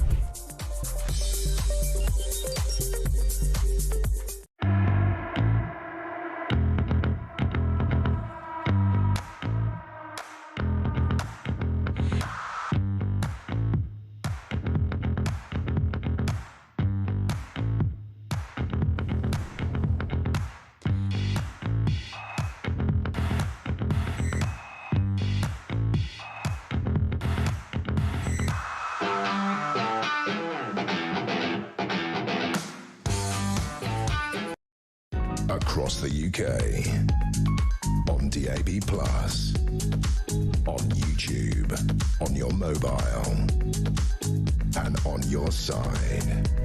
This is Talk. Loads of people getting in touch about what Liz Kendall is saying in Parliament. She's still there. She's still answering those questions on that statement she made about 40 minutes ago. Dave says, listening to the very sanctimonious and hypocritical Liz Kendall talking about the images created by Grok, isn't it a pity she voted against a national inquiry into children actually being raped and trafficked? Amy says, in my view, I don't think X should be banned at all. I also don't think Grok should be banned as a whole either, because it'd be good for fact-checking things, but something absolutely does need to be done about the use of it to edit images of people in an awful way. Another person says, the online safety bill to protect children, now that is British humour at its finest. A country that's allowed more than 250,000 children to be sexually abused somehow thinks the real danger is the internet. Only Britain could preside over one of the worst child abuse scandals in modern history and still congratulate itself for leading the world in safeguarding. If irony had a passport, it would be British, says that person. Lots of other people getting in touch as well. And one person says, your government does not protect women, Liz Kendall, girls or boys. If they did, you would have already started the rape gang investigation. Angie says, the government acting so quickly, it's a shame they didn't act that quickly with the rape gangs. It stinks. Yes, it is about freedom of speech. Uphold the law. What a load of old nonsense. Yes, quite a few other messages coming in as well. Let's speak to Natalie in Cornwall, who has some thoughts on this. Natalie, you're very welcome to the programme. What would you like to say? Hello, Peter. Just really echoing what the rest of your viewers and callers have said, is that, you know, we've sat back and watched. I think what sits in everybody's craw is we've sat back and watched since the 90s at least 250,000 little girls be trafficked up and down the country. We have watched people like Hugh Edwards, who made, created and distributed indecent images of children, walk away without a custodial sentence. We have watched countless child abusers walk away with a non-custodial sentence because they may have previously been of good character. We have watched, you know, last year alone, 78,000 women reported acts of rape and sexual abuse, and less than 2.8% of them ever saw a conviction. And then all of a sudden, the Labour Party appears to really, and the Liberal Democrats seem to really care about the fact that a child may have been AI created in a bikini on X. Yes. And it's no coincidence that this seems to coincide with the uprising of the people of Iran, where the mainstream media refused to report on it for 3 days. So there's hypocrisy here from Labour and from many other people, in your view? Yeah, there's an enormous amount of hypocrisy, and obviously the timing for everybody is very suspicious. Why now? Why now are you trying to shut down X when any child can get hold of any electronic device? They could be on Pornhub in a minute. You know, people like Bonnie Blue have been platformed. It wouldn't take a child 5 minutes to work out. And they'll be far more adept at finding some of that than many people who are older as well. Natalie, really good points there. Thank you for that, Natalie in Cornwall there. We'll continue to talk all about this, and please do give me a shout, as Natalie did there, 03444991000. I want to talk about Iran now, because as Natalie correctly said, so much of the media ignored this for a long period of time. They can ignore it no more. And Leila Jazayeri is director of the Association of Anglo-Iranian Women in the UK, and I know you were out at the weekend, Leila, as many other people were protesting, supporting people in Iran on this. Can you just tell me what you're hearing from Iran, what the situation is there? Because there are so many people who have been murdered by the regime, who've been detained by the regime, not just in the last few days, over these 14, 15 nights of protest, Leila.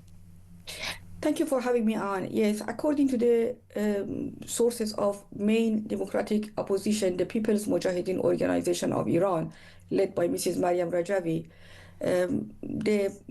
so far up to yesterday, over 3,000 people have been killed.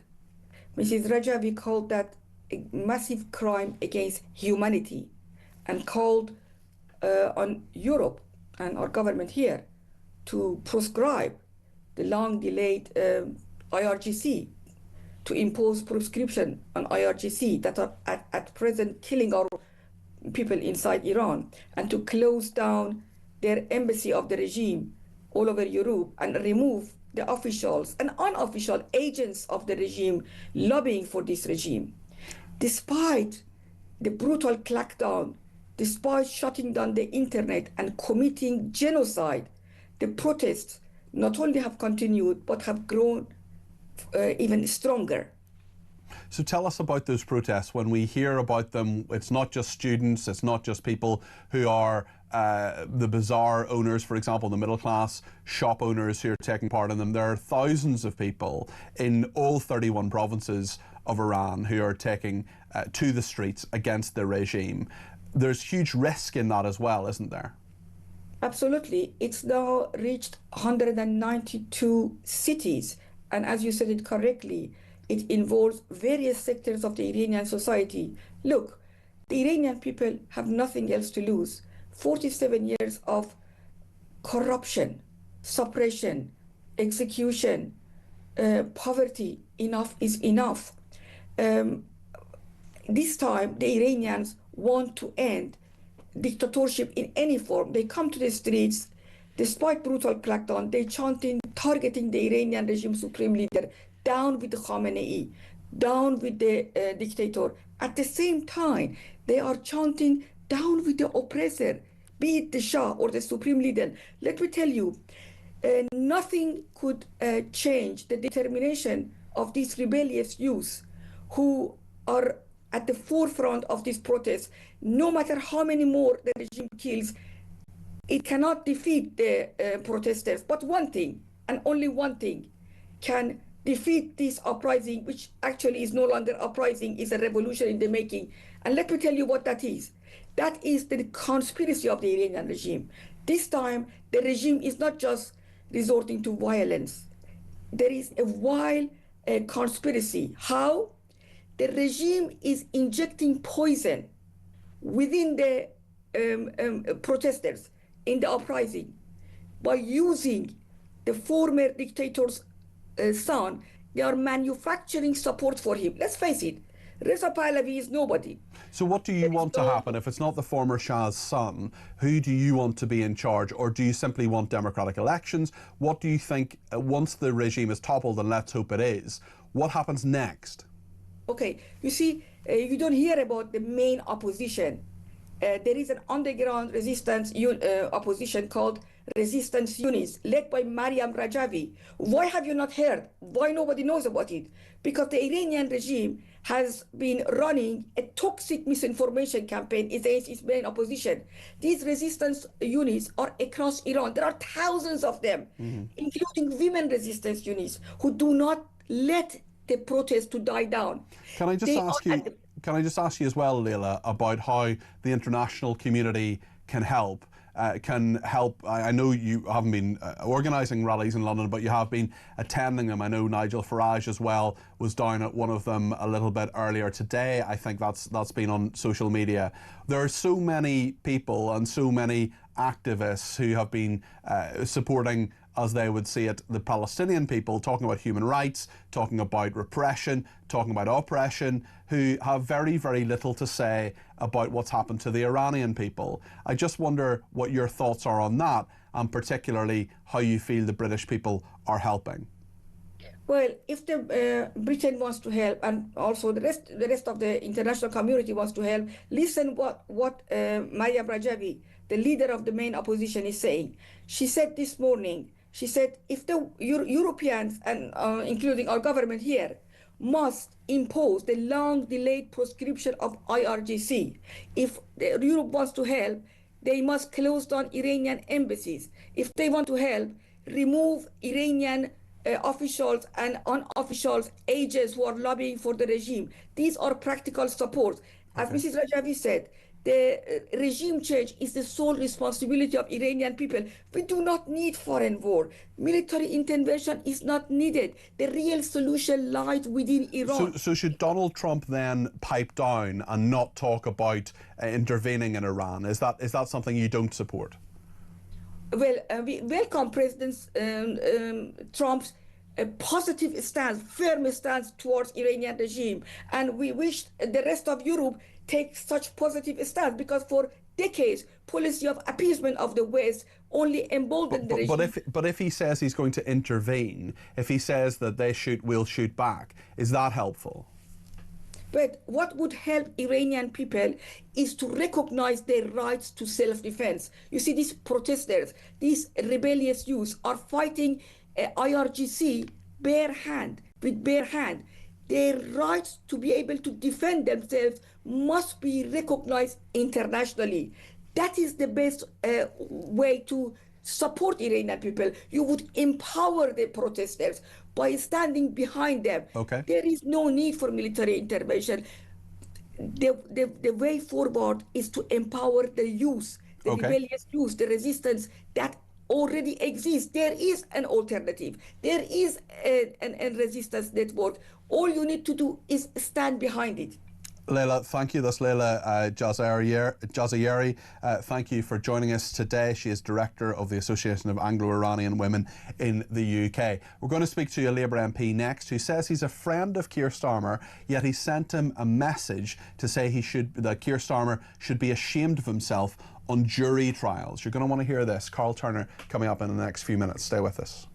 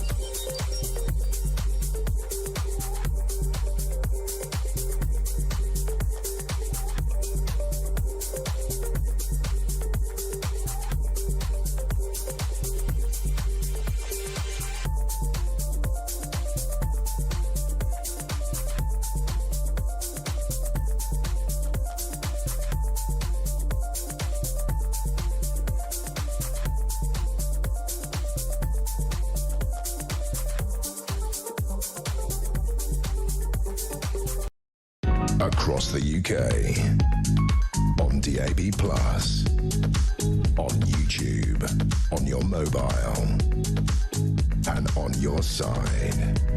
This is Talk.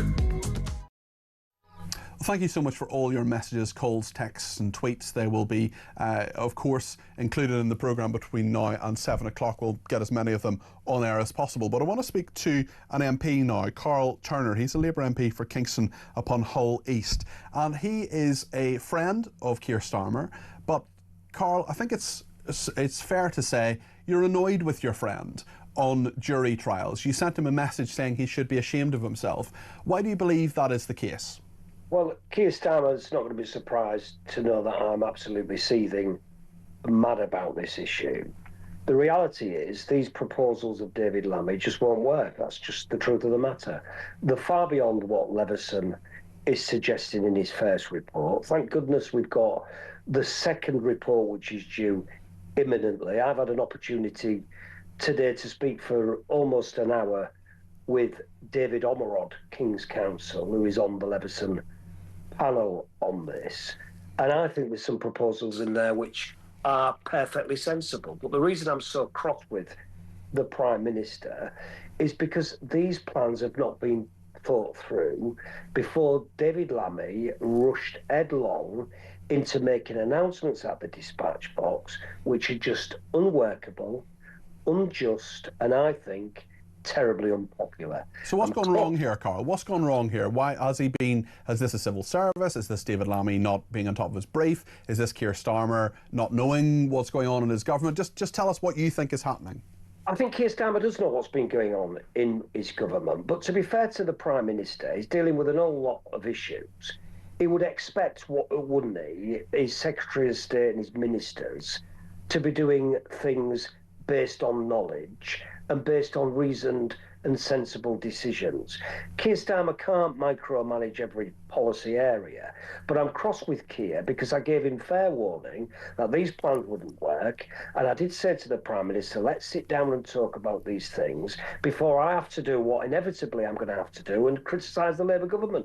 I've been a Labour MP 16 years. I've never voted against the government in opposition or in government, not once in that 16-year period, until last Wednesday evening when I was forced by principle and integrity to go into the lobby with the opposition and Robert Jenrick. Believe you me, that's not a position I want to be forced in. And I'll tell you what my frustration is, Peter, particularly. A lot of us MPs have been marched up hills only to be marched back down those hills again. And there does come a time, I'm afraid to tell Keir Starmer, and he is a friend of mine, I hope to say he's still a friend, I think he is, that actually we will get cheesed off of that stuff at some point. We've U-turned on the winter fuel, we've U-turned, they don't want to call it U-turn, so whatever it is, we've listened. We've listened to the stakeholders on all these area of policies, where initially the area of policy that we were dealing with was wrong in our policy terms. So what I'm saying to the Prime Minister and to David Lammy is this. Every single stakeholder in the criminal justice system, the Bar Council, the circuit leaders, the Criminal Bar Association and the Law Society are all at one when they say these plans won't work. They're unfair, they're impossible to implement. I think even Brian Leveson says, to be honest with you, that these plans won't work without piloting. And don't forget, David Lammy's plans are not Brian Leveson's plans. David goes well beyond Brian Leveson. Brian Leveson was talking about the possibility, only the possibility, with modelling and piloting of a circuit judge sitting with two wingers, i.e. magistrates. Lammy says single judge. How many judges will be required to be recruited under Lammy's proposals? So do you think the Prime Minister is going to listen to all these people? Is he going to listen to you, his friend, and you turn on this too? I think the Prime Minister will listen to representations made to him. I think he's listening to me. Look, I had an exchange with the Prime Minister a couple of days ago. It's fair that the Prime Minister said, look, just give me some headspace here. I'm dealing with all sorts of international issues 24/7 and domestic issues. Just give me a bit of breathing space. I think that's as far as Keir Starmer goes when it comes to being cross with MPs. The Prime Minister is somebody who is truly approachable. I was in Downing Street with him a couple of weeks ago, having a couple of glasses of wine with him.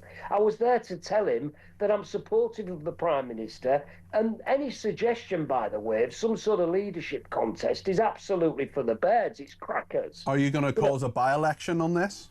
Well, look, the by-election discussion, Peter, comes from people leaking, frankly, to journalists about private discussions I've had with whips.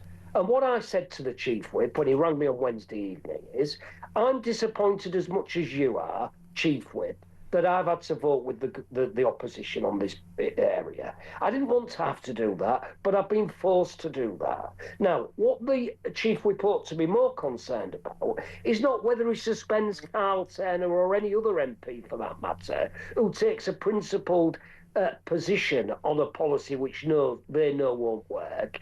What he should be concerned about is MPs like me being marched up hills, then back down the hill, when all of a sudden the government says we've had a rethink and it ain't going to happen. Because eventually, Peter, my point to the Chief Whip is we will break, we are cheesed off already, and some of us will just say, do you know what, I've had enough, I'm off skis. Do you think you can get to that? That's something we should avoid. Do you think you'll get to that stage if this is implemented? And do you feel that Keir Starmer is actually in control here, given that he is annoying many people, including you, his friend? I think Keir Starmer is definitely in control of policy across the board, actually. Listen, I've got no reason to say this, but I'm prepared to say it publicly. I was a shadow minister in opposition. I've seen Keir Starmer in action. Keir Starmer is a person who knows about the policy area more than the shadow minister. I suspect Keir Starmer is across all of the briefs, but it is fair to say that Keir Starmer is dealing with an awful lot on his plate at the moment, and he would have expected David Lammy to look very closely at the proposals from Brian Leveson and not go beyond what Sir Brian Leveson has said without consultation with the profession, the Bar Council, the Criminal Bar Association, circuit leaders, and indeed the Law Society. So is Lammy to the dispatch box. Is David Lammy the mastermind fit to be Justice Secretary then? I think on this issue, I am utterly ashamed of David Lammy. Ashamed of him, and I say why.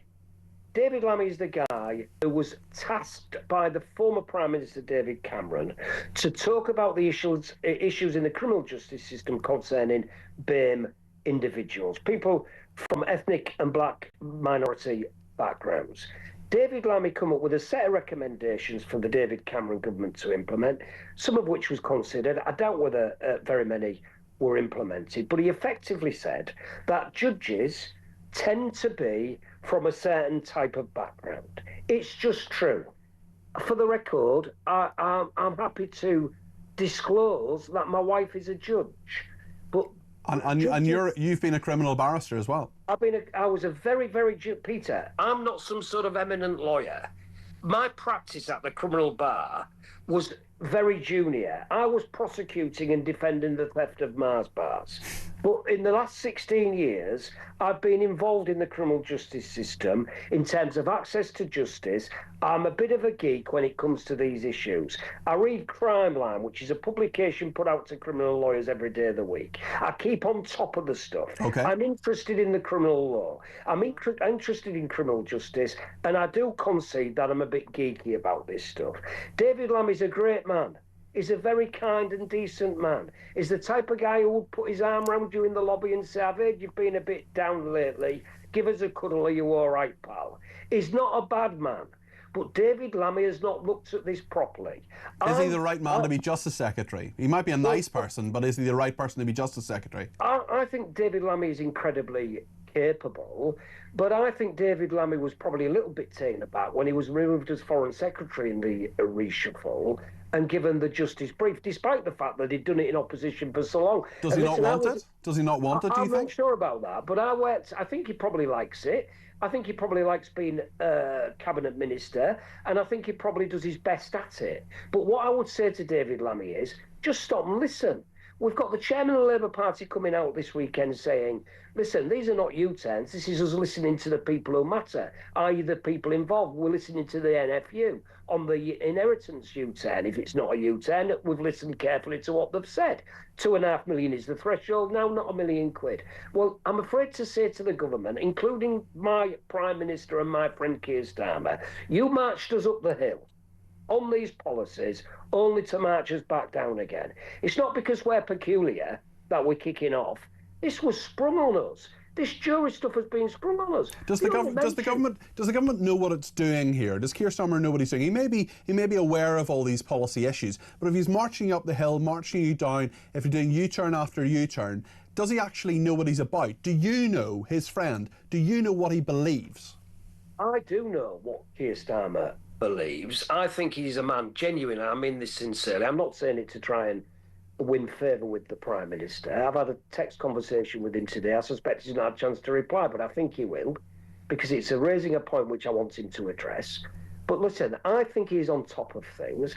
I think Keir Starmer has got a plan for this country. I think we're going to get good change from this Prime Minister's plan. But I will say this, I think we get into government, everybody expected us to win a general election. We knew for 2 years that we're going to win a general election. My advice to Keir Starmer in his flat 2 weeks or 3 weeks ago, whenever it was listen, let's stick to what we said in the manifesto. Stop surprising us. Stop pulling rabbits from the hat, which we're not expecting. Winter fuel, welfare benefit changes, farmers' stuff on inheritance, jury stuff now. Stop giving us a shock to our system, because members of Parliament, despite the fact that we've got a majority of 160, those of us who've been around for a long time will not put up with what we feel is the mickey being taken out of us. We don't deserve it. We ought to be better respected in the Parliamentary Labour Party. I think there's problems in terms of management. I think some of the stuff that the Prime Minister should be doing, frankly, has been outsourced a little bit, if I'm being honest. I think he should be more involved in the Parliamentary Labour Party than he has been recently. But you've got to concede, haven't you? Any reasonable, objective spectator of this would have to say, goodness me, Keir Starmer's got a lot on his plate. He's dealing with the president in the US. He's dealing with international level politics, which is tasking to any individual. And he's now having to deal with domestic issues, which, frankly, his Justice Secretary should not be getting wrong. Just before you go, we know from Liz Kendall, the Technology Secretary, that creating non-consensual intimate images is going to become a criminal offence from this week. That wasn't in the manifesto either. Is that something you support?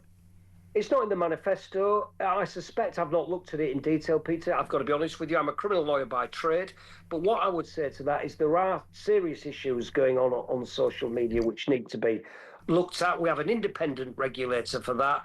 Like the judiciary, I wouldn't want to interfere what independent regulators say, but if the government wants to legislate for something, I'll look at the policy, I'll look at the rationale for legislating, and I'll vote in favour of the government 99.9% of the time, if I'm honest with you. Me being in that lobby with Robert Jenrick is something which required me to go home and have a good bath. I didn't feel proud about it. I'm very sorry that I've done it. I'm terribly sorry to Keir Starmer, my friend, David Lammy as well, and the Chief Whip. But unfortunately, when you're forced to do something with a matter of integrity and principle, I'm afraid you have to sometimes draw the line and say, I've had enough of this. I'm not going to go along with it. Stop now. Change your mind. Let's work something out. Carl, thank you. That's Carl Turner MP, the Labour MP for Kingston upon Hull East. What do you make of what he said there? 0344 499 1000. Stay with us.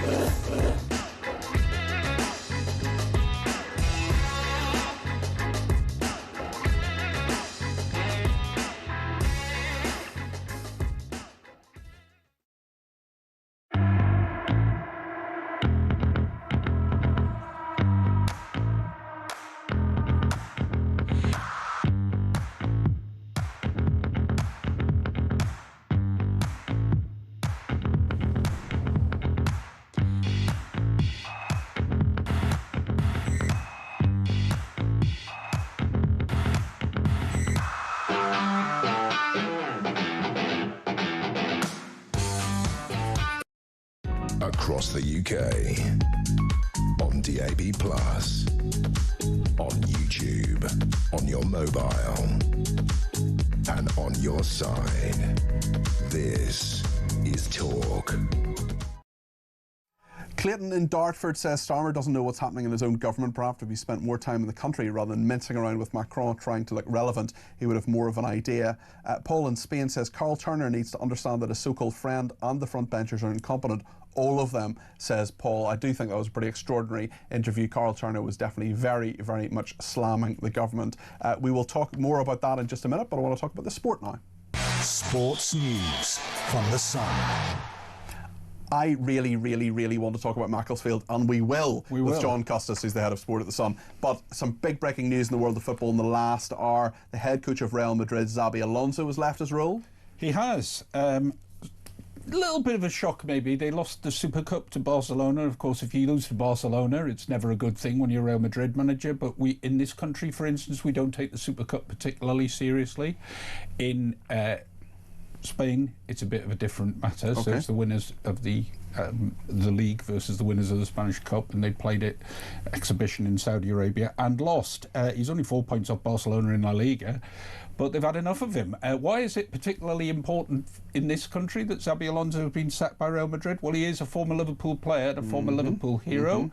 Arne Slot's not doing particularly well at Liverpool at the moment. He has an FA Cup tie against Barnsley tonight, and he's under a bit of pressure, and I would suggest this has cranked up the pressure even more.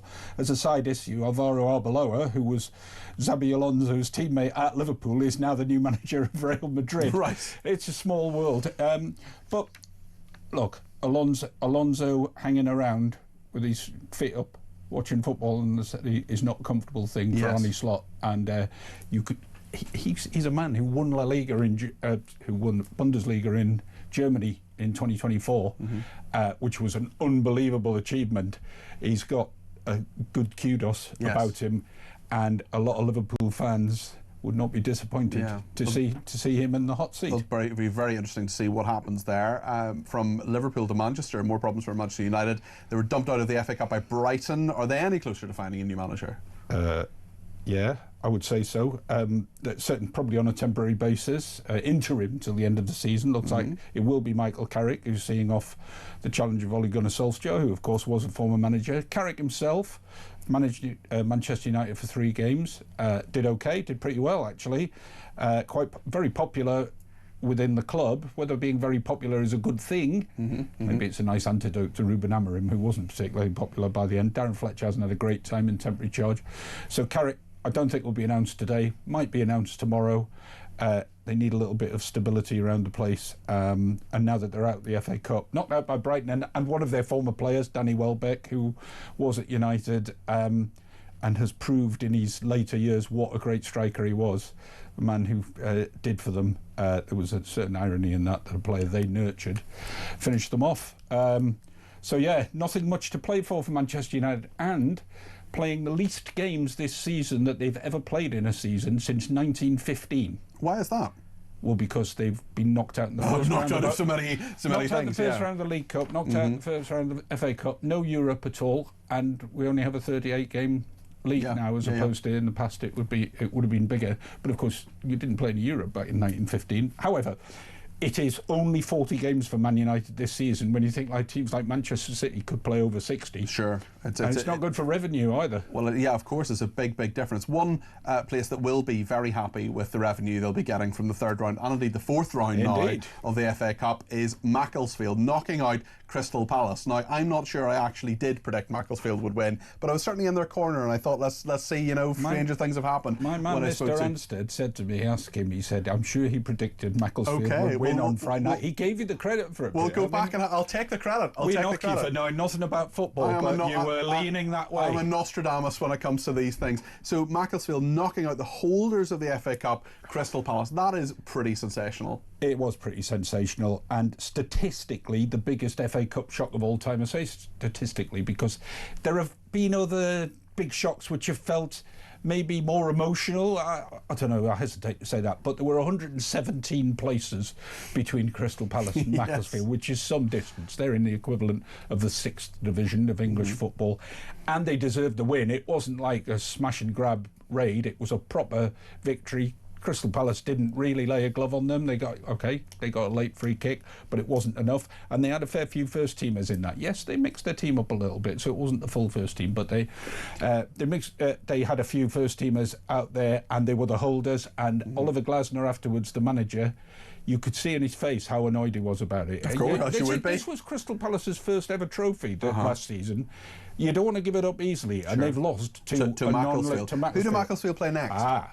Next, Woking in the FA Trophy tomorrow, but that's I mean in the fourth round, do we know yet? Because the draw's at 6:30. Okay. Very pertinent of you. In half an hour's time, they will be finding out who they draw in the fourth round. I think they want a big fish away from home. It's a strange thing, isn't it? You pull off a great victory like this, and you actually want to get an even bigger team, so you make a lot of money, but you know you're going to get knocked out. Indeed. Well, we'll keep an eye across that. As soon as Macclesfield are drawn, we will make sure that we bring you all of that. Thank you very much indeed. That's Sean Custis there, who's head of sport at The Sun. Much appreciated. And speaking of wonderful things in your future, maybe for Macclesfield, time now to find out how you could be in with the chance of winning a trip of a lifetime to San Francisco. Talk is giving away flights, a 3-night stay at a 4-star Intercontinental Hotel, and £2,500 of spending money, plus tickets to the Super Bowl to top it all off. That's a sporting event, isn't it? Listen and find out how you can enter. For your chance to win, text TALK to 83338. Texts cost £2.50 plus your standard network rate, or call 0343 418 7260. Lines close 22nd January 2026, 4 p.m. That's when you'll need to answer your phone if it rings. 18 plus, UK residents only. This is a network promotion. Full T's and C's at talksport.com. So for your chance to win, text TALK to 83338 now. Well, all the details, of course, available on the website as well. You can see that at talksport.com. Yvette Cooper, who is the Foreign Secretary, has tweeted in the last few minutes, the killing and brutal repression of peaceful protesters in Iran is horrific. I've spoken to the Foreign Minister and told him directly the Iranian government must immediately end the violence, uphold fundamental rights and freedoms, and ensure British nationals are safe. We will, of course, bring you all the latest on that as time goes on. And in the next hour, I want Ryan, the producer, to keep an eye on who Macclesfield are drawn against. Hopefully it's a huge club and they can get a massive revenue from that. It would be Crystal Palace because they've beaten them. Jonathan Brash, the Labour MP for Hartlepool, will join us in a second, as will Rabbi Jonathan Romain, talking about a Jewish Labour MP who is banned from visiting a local school over fears it would inflame things there. We'll also find out what is in the Sun newspaper tomorrow. Loads of people want to get on the air with calls. I will make sure we get as many people as possible between now and 7 o'clock, no matter what you want to talk about, whether it's Liz Kendall, Nadeem Zahawi, Iran, social media, whatever it is.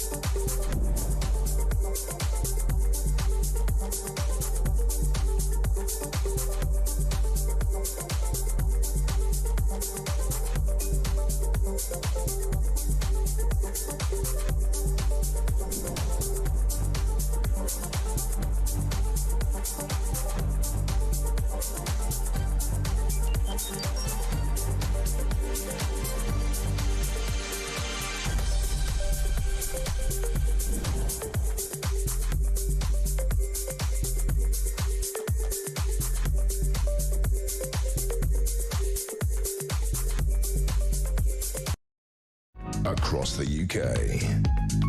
On DAB+, on YouTube, on your mobile, and on your side. This is Talk.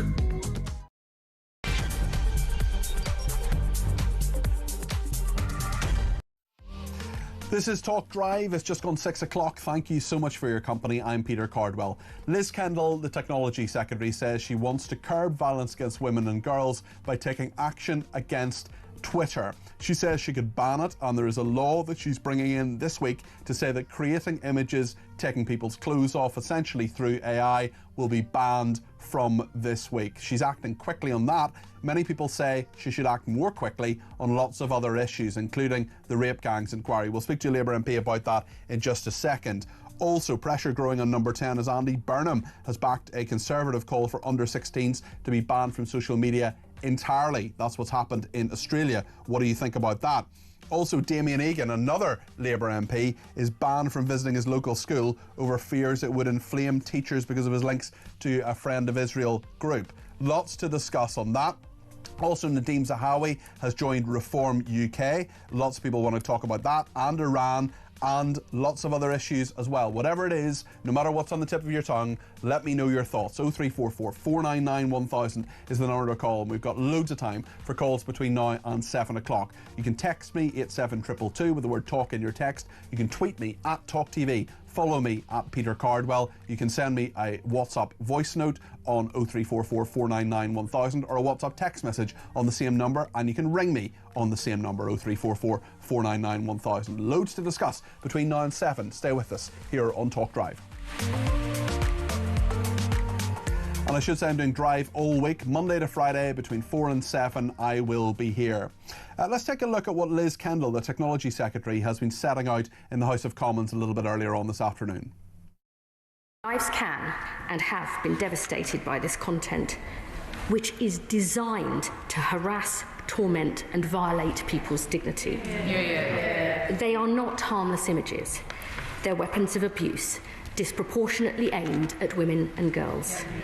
And they are illegal. Last week, X limited the image creation function to paid subscribers. It is insulting to victims to say, you can still have this service if you're willing to pay. And it is monetizing abuse. So let me be crystal clear. Under the Online Safety Act, sharing intimate images without someone's consent or threatening to share them, including images of people in their underwear, is a criminal offence for individuals and for platforms. Kemi Badenoch, the leader of the Conservatives, said this earlier today. I think banning X is the wrong answer. I'm not even sure what question it is that they're answering. What we are seeing is a Labour government that did not have a plan, and they're just throwing out random policies, probably to distract from the fact that they're putting businesses in a very difficult position. What was happening was the business rates discussion, lots of pubs complaining, and then all of a sudden, Labour talks about banning X. I don't think that's a serious solution. Kemi Badenoch there, the leader of the Conservatives. Let's speak to Jonathan Brash MP. He's Labour MP for Hartlepool. Jonathan, do you support what Liz Kendall has said? Very good evening to you. Good evening, Peter, first of all. Yes, absolutely. I mean, look, this is nothing short of violence against women and girls. We are seeing online children being undressed, the sexualization of images of children. It is illegal. And quite frankly, you know, the leader of the opposition talks about banning X. I don't want to ban X. I don't want to ban any social media platform. But they have to get their house in order or face the consequences. It was insulting when they decided to allow the premium feature to continue, i.e. if you pay for it, you can sexualise an image of a child. That is absolutely sick. It's vile, and it's frankly not in line with British values. Absolutely nobody would say that sexualising images of children is a good thing at all. X would say that at least if someone is putting, for example, a woman in a bikini through AI, there is some sort of link to who's doing that because they have a premium account. Do you accept that argument at all? Not at all. Putting a woman, undressing a woman, sexualizing a woman without her consent is illegal, and it is quite straightforward, X. They clearly can fix the problem. There's no question about that they can alter their AI in order to fix this problem. Why they don't just go on and do it, and the That would be the argument over, but they're not. And so they will face the consequences of Ofcom and the government if they refuse. I mean, it's quite straightforward. I really don't understand why X are being so truculent about this. Just fix your AI. And by the way, in answer to a lot of questions I've had, any other AI on any other platform doing the exact same thing should also be taken on. You're absolutely right, Jonathan, in bringing in other AI platforms, which I don't think has been done enough. But what does seem to be the case, and what a lot of our viewers and listeners are quite worried about, Jonathan, is that X is being targeted here. Elon Musk is being targeted here in their view, and actually lots of other online platforms, which may not have caused just quite as many problems for the government, haven't been targeted. There are other points as well people are making about the fact that this is being dealt with very, very quickly by Liz Kendall. Some people agree with that, some people don't. But actually, when it comes to the rape gangs inquiry, when you're talking about people in real life having violence against them, not that that is necessarily a good thing at all. Of course, it's a terribly, terribly bad thing that actually the government isn't acting swiftly enough on that, because the rape gangs inquiry is still dragging its feet on what is happening. What would you say to those points? Well, I've spoken to you previously on your show, Peter, that I want the greatest speed imaginable when it comes to dealing with all violence. You absolutely have. Against all women and all children anywhere in our country at any time. But they are different issues. Here we have a situation where, frankly, within 24 hours, if X wanted to, they could stop this happening. They're choosing not to. They're choosing not to do it. Now, that is a serious problem when there are people being violated on a daily basis who are actually seeing child pornography being created, and they can stop it with a flick of a switch. They've already done it with non-paid users. Just stop it outright. Problem goes away. We move on. But in regard to the rape gangs inquiry, for example, there just hasn't been the same political will. There still hasn't been the same speed on that. You have spoken out about this before. You're absolutely right to say that, and I know you have, and I'm grateful for you for speaking to my programmes on that. But surely, if you are Jess Phillips, surely the civil service would know on day one you're probably going to take serious action about this. Here we are 18 months in. You can see, can't you, how so many of our viewers and listeners are looking at this. And I'm looking at this too, thinking Liz Kendall can act really swiftly on this. I know there are different issues, but can legislate quickly, can work quickly on this, a statement very, very quickly. Yet when it comes to the rape gangs inquiry, it took them months to appoint a chairperson. They still haven't set it up properly. They still haven't got terms of reference. And actually, it's all part of the same issue. I'm not sure that it is all part of the same issue, because as you say quite rightly, the solution here with X is actually incredibly straightforward, and that's the onus is on X just to flick the switch and fix the problem. It's obviously much more complicated, but I agree with the grooming gangs thing that it must be much, much more speedy than it has been. It has been very complicated to go off the ground, far too complicated in my personal opinion. They should get on and do it. So what pressure are you as a backbench Labour MP? And I mean, backbench Labour MPs have proven time and time again they can actually be really effective. They can get stuff done. You know, there was a rebellion over welfare cuts, for example. They've had a government U-turn on a lot of other issues. In fact, the government's been, Keir Starmer's been criticised on numerous occasions for, as some people would put it, giving in to the backbenchers. If backbenchers really cared about this, people like you could put rocket boosters onto this and get it moving very, very quickly, could you not? Well, I've raised it on a number of different occasions, including in private with ministers, saying that we have to move quickly on this, and even before the inquiry was set up. And you're right, we have to move more quickly. Backbenchers do have that, but I don't, by the way, see it as caving into the backbenchers. We live in a parliamentary democracy. The whole idea is the will of the House of Commons is the one that should be enacted. That's the way our parliamentary system works. And I say very clearly again to any minister listening, let's get it done. Let's get it done quickly.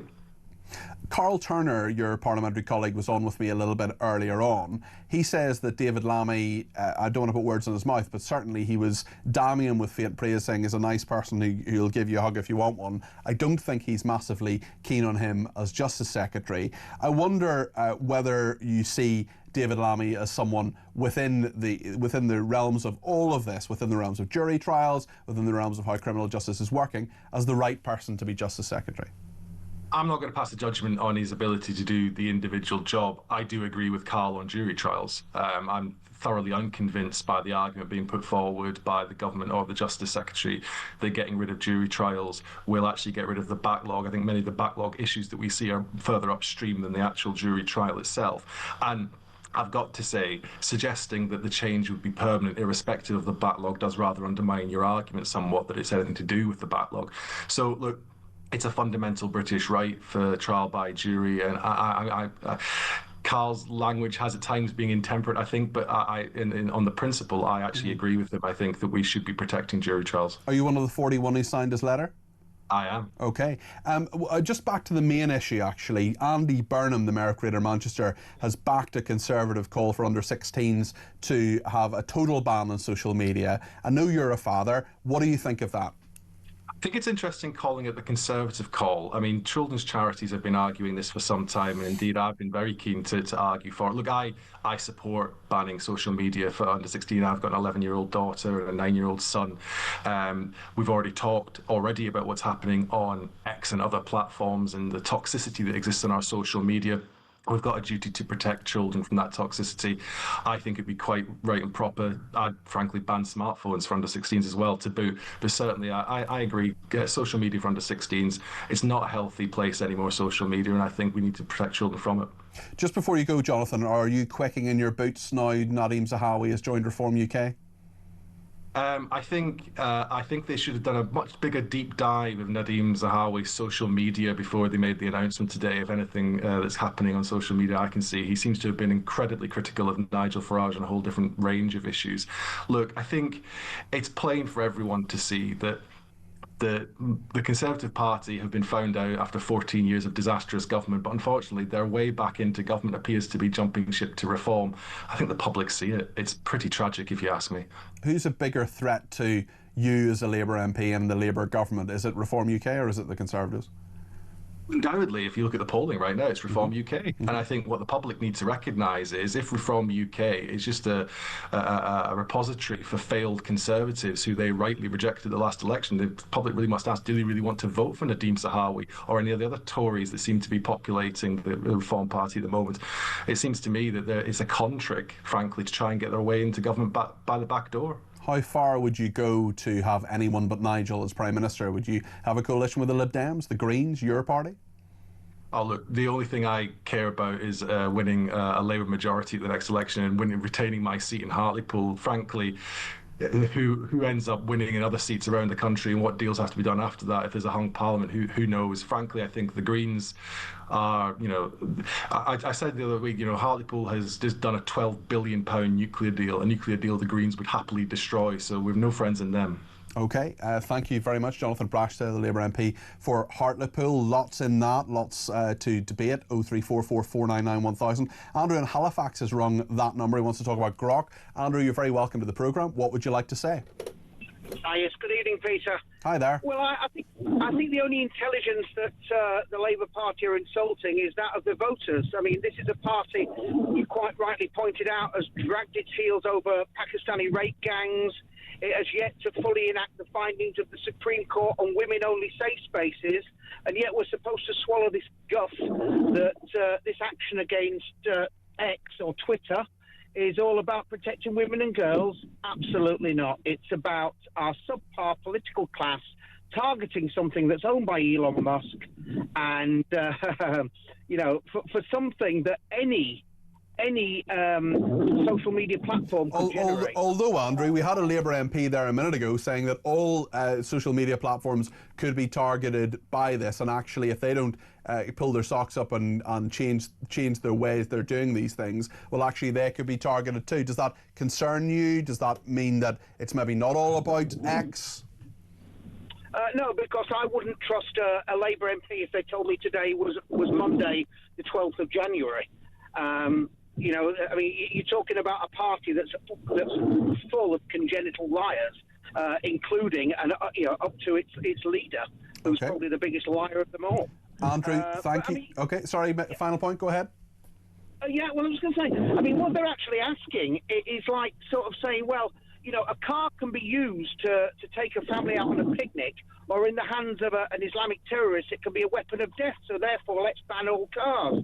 You can never ban this as long as you want to make AI a tool of communication. You could switch off that particular feature. I mean, AI is very sophisticated. You could say no notification. You could ban all the different words in it, could you not?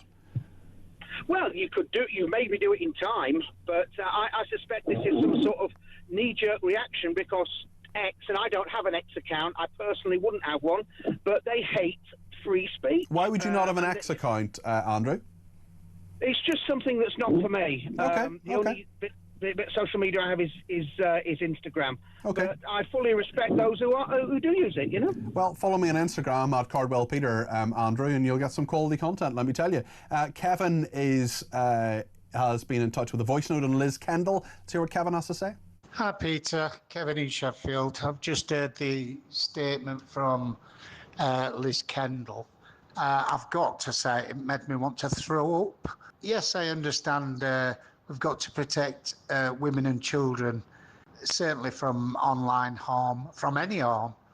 But for her to constantly go on about British values and British this and British that, these governments are not British at all. And all this is about is Elon Musk does not like the Labour Party, and he says so very loudly on his platform. And this is all this is about. Thank you for that, Kevin. Let's hear a voice note from Chris. It's amazing how the government can find time to debate banning of X or Twitter or whatever it is because it suits them, but they can't find time to announce things such as Chagos, troops deployment to Ukraine, etc. in Parliament. Very interestingly, on the Chagos Islands there, Chris, there has been a debate in the House of Lords today. It's a regret motion, basically saying the House of Lords regrets that this has happened, and that has passed, so the government defeat on that. It's not really going to change anything, but it is something certainly that many people in the House of Lords feel very, very strongly about. Grace is in Ealing in London and has given me a ring on 0344 499 1000. Grace, your thoughts on Grok? Go ahead. Hi. Yeah, I mean, I would disagree with the caller a second ago who said that this government are not British. I don't know how he's defining that.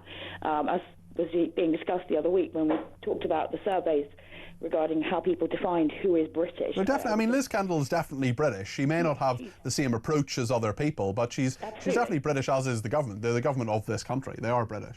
Absolutely, and I think it is a part of our British values that we should respect women and children and the vulnerable, and so I do think that this issue with Grok is serious, but as has been pointed out, unfortunately, there's a wider problem with AI, and the government is going to need a serious strategy to deal with it. I was pretty irritated by the MP you had on saying that this is violence. It's not violence in the same way that... Well, Liz Kendall basically made that point as well. She said it's part of violence against women and girls. I mean, it's not violence by definition means to physically hurt people. And we shouldn't lessen the severity of that evil crime by saying that this is violence, because this is not violence. It's terrible, but it's not violence. I mean, some violence against women and girls is FGM that happens elsewhere in our world, and the government has cut programs to tackle FGM amidst its cuts to our overseas aid.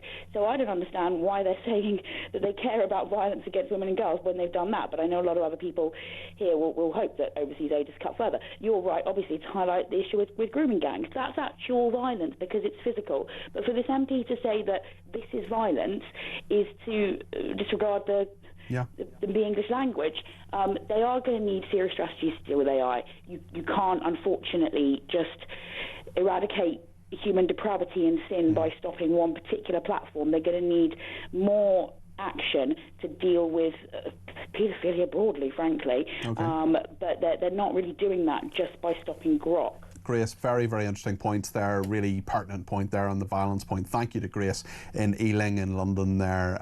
Quite a number of people getting in touch about Carl Turner as well. Joanna in Salisbury says, hi Cardi P, wow, a Labour MP with integrity. I have to hope a breath of fresh air, just another 400 to convert into being honest. I think if truth be told there are a lot more, but don't want the wrath of Starmer, and that's no way to run a government. Evening Peter, was your last Labour MP guest paid by Starmer and Lammy to talk them up so much, says Rich with a laughing emoji. emoji there. And Suze says, Carl Turner believes that Starmer has a plan. I wish he would give us a clue. Mistakes over welfare? Yes, he didn't reduce it. Another economically illiterate lefty. No wonder we are in such a mess, but at least he has some scruples. But I don't believe that he didn't know what Lammy was up to. It is inconceivable. Donna in Birmingham says, Carl Turner is old Labour. That's when Labour had integrity. They are now a thing of the past. That's why reform are on the march, says Donna. Dawn in Chelmsford says, hi Peter, I have no confidence in Liz Kendall. She was involved in the benefits fiasco and was demoted to her current role. Now she's an expert in social media. Andy says the Labour Party, aka Fabian Society, probably just had a meeting on how to go after Musk, and this is the outcome. It's an excuse to try to silence him. Textbook communist traits in Andy's opinion. And John in Birmingham says, listening to the Labour Minister announcing its action to fight X, what a shame they didn't show the same outrage and urgency with the rape gangs and the proven damage done to young innocent girls. The hypocrisy is breathtaking. And Mark in Selby, just before the break, says, Peter, distilleries do not get blamed for drink drivers, nor should X be blamed for users' misbehaviour. It is clear why Labour are going for Musk, and as usual they're making a mistake. The ripples, if they do ban it, will reach the US, and President Trump giving him an excuse to punish Labour. You go for it, Keir, says Mark. Lots more to talk about, including the Labour MP Damien Egan banned from visiting a local school because he's a Jew. We'll talk about West Midlands Police as well. We'll talk about Iran. Rabbi Jonathan Remain, the broadcaster and social campaigner, will be with us next. We also have plenty of time for calls between now and 7. If you want to get your call in, 0344 499 1000. Stay with us.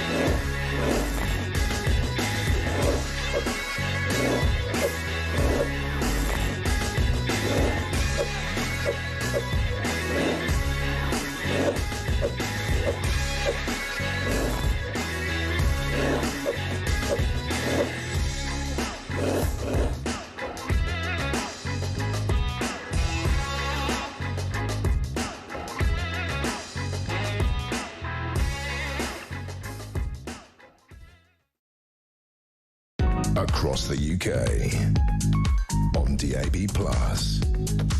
on YouTube, on your mobile, and on your side. This is Talk.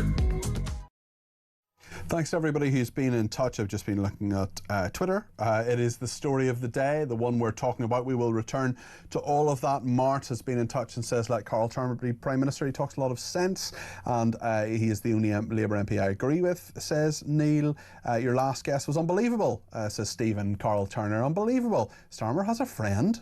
And Dave says the Labour MP says Starmer has a load on his plate internationally. No, he doesn't. He has a load on his plate here in Britain, and he is shying away from it. Lots more on the Grok debate as well. Liz Kendall spent over an hour, Jenny says, telling us how we must protect the sexualisation of children, yet the Health Secretary wants to sexualise young children to experiment with puberty blockers. So non-physical harms are dangerous, but actual physical harms are okay, as long as they meet Labour's ideology. Lots more to discuss. And actually, one thing I want to talk about is another Labour MP. We've had two of them on today. We usually don't have as many as that. So we had Jonathan Brash and Carl Turner, but there's another MP. We did invite him on, actually, and he's not available today, but perhaps we'll get him on a future occasion. Damien Egan, who is Jewish. And he has been apparently banned from visiting a local school over fears it would inflame teachers because of his links to a Friends of Israel group. We know that the National Education Union was against him visiting that school. Rabbi Jonathan Romain is a broadcaster and social campaigner who has joined me this evening. Jonathan, thank you for that. What do you make of this? It really is just an appalling thing that an MP in his own constituency is banned from going somewhere simply because of his political views, but also because, primarily, I would imagine, because of religion. Of course, they'll use the Friends of Israel as a fig leaf for simply not wanting him there because he's Jewish. Yes, it's quite astonishing and appalling, and for two massive reasons, Peter. Firstly, this is nothing to do with the private opinion of teachers. This is really about children, inviting a speaker to the children. Otherwise, every visitor to a school is going to be subject to the personal views of teachers. Are they for or against abortion, fox hunting, low speed traffic zones? There'll be endless censorship if we allow this sort of thing to go on. And the second thing is, what about the D word? Debate. Give the children a chance to hear a view, even if the teachers don't like it, but hear for, hear against. Teachers can, always make their own challenges or ask their own questions, but to sort of cancel a speaker because the teachers, don't like them. And by the way, this isn't any old speaker. This is a speaker, as you said, who's a local MP and who's been elected by local people, by tens of thousands of local people, and a small group of teachers is saying, no, we know better. Well, this is quite astonishing. What's amazing, by the way, is the date. This actually happened back in September, and somehow this story got suppressed, and it's only just come out. Well, it's actually it's actually Steve Reid, who is the Housing Secretary, who said it in a speech to a Jewish organisation within Labour. We know as well, certainly, that this MP is now worried, I would imagine anyway, speaking out because he may make himself more of a target. And that is just absolutely dreadful. The National Education Union, I'm not saying every single member of it is involved with this in any way. What I'm saying is that they had a campaign for him not to go to this school. There are lots of organisations who are really, really against people putting their views across, whether they're Jewish or pro-Israeli or both. And that, to me, is very, very worrying for free speech and debate, as you correctly say, Jonathan. Yeah, I mean, if you value, if you're a teacher, you surely must value debate, argument for and against. And teaching children to think for themselves. If you bring someone in and they disagree with that person, that's fine. They're using critical thinking. You're teaching them to think. Yeah, and also there's a question here for the school, which was, I think, Bristol Brunel Academy, and the head teacher. And where was the moral fibre of the head teacher? Why did he allow this to happen? Because otherwise he makes himself and every other head teacher, craven, subject to a few teachers who have strong views. OK, this view was about Gaza, Palestine. Next week it could be a different issue. This is not good practice for teachers. Forget about being Jewish, forget about the Gaza issue. This is not good practice for teachers to take it upon themselves to decide when a local MP, local representative, is not allowed to talk to the children. It's anti-patriotic, it's anti-social, and it really should be called out. I want to talk a little bit about the Chief Constable of West Midlands Police, Craig Guilford. I'm sure you've been following the horrendous lies that were told to Parliament, the changing story, the constantly changing story about the intelligence that led to Maccabi Tel Aviv fans being banned from that match with Aston Villa in November. We're not saying for a second that there aren't members of Maccabi Tel Aviv fans who are yobs, hooligans, who should have been banned from it, but banning absolutely everybody is something that a decision was made on advice. The decision-making process now clearly not what we were originally told. He was recalled to the Home Affairs Select Committee this day last week. That is further revelations in the Sunday newspapers about this. Should he go? Unfortunately, I think he should. And I say unfortunately because I think I've told you already, Peter, I'm a police chaplain. So I have got a lot of sympathy for the police and the enormous burden they have and what they do for us, for you and me and all the listeners to talk, every day and every night. But in this particular case, as you rightly say, the story got worse and worse. And every time there was a probe, it seemed to be, oh, yes, this was a mistake or this was an error. And it's once again a pattern with the teachers. Here again is a public service group, teachers, police, neglecting their core responsibilities. Their responsibility was to protect away fans, whether they're from Manchester, London, Tel Aviv, it doesn't really matter. And for them to just to give in and then try and cover up. It's always the cover-up, isn't it, that makes things worse. People never get it. OK, cool, you do a mistake, you hold your hand up and you say, look, we've done wrong. When you try and cover up, it just makes it even worse. And it's it's an abrogation of duty and it's morally repugnant.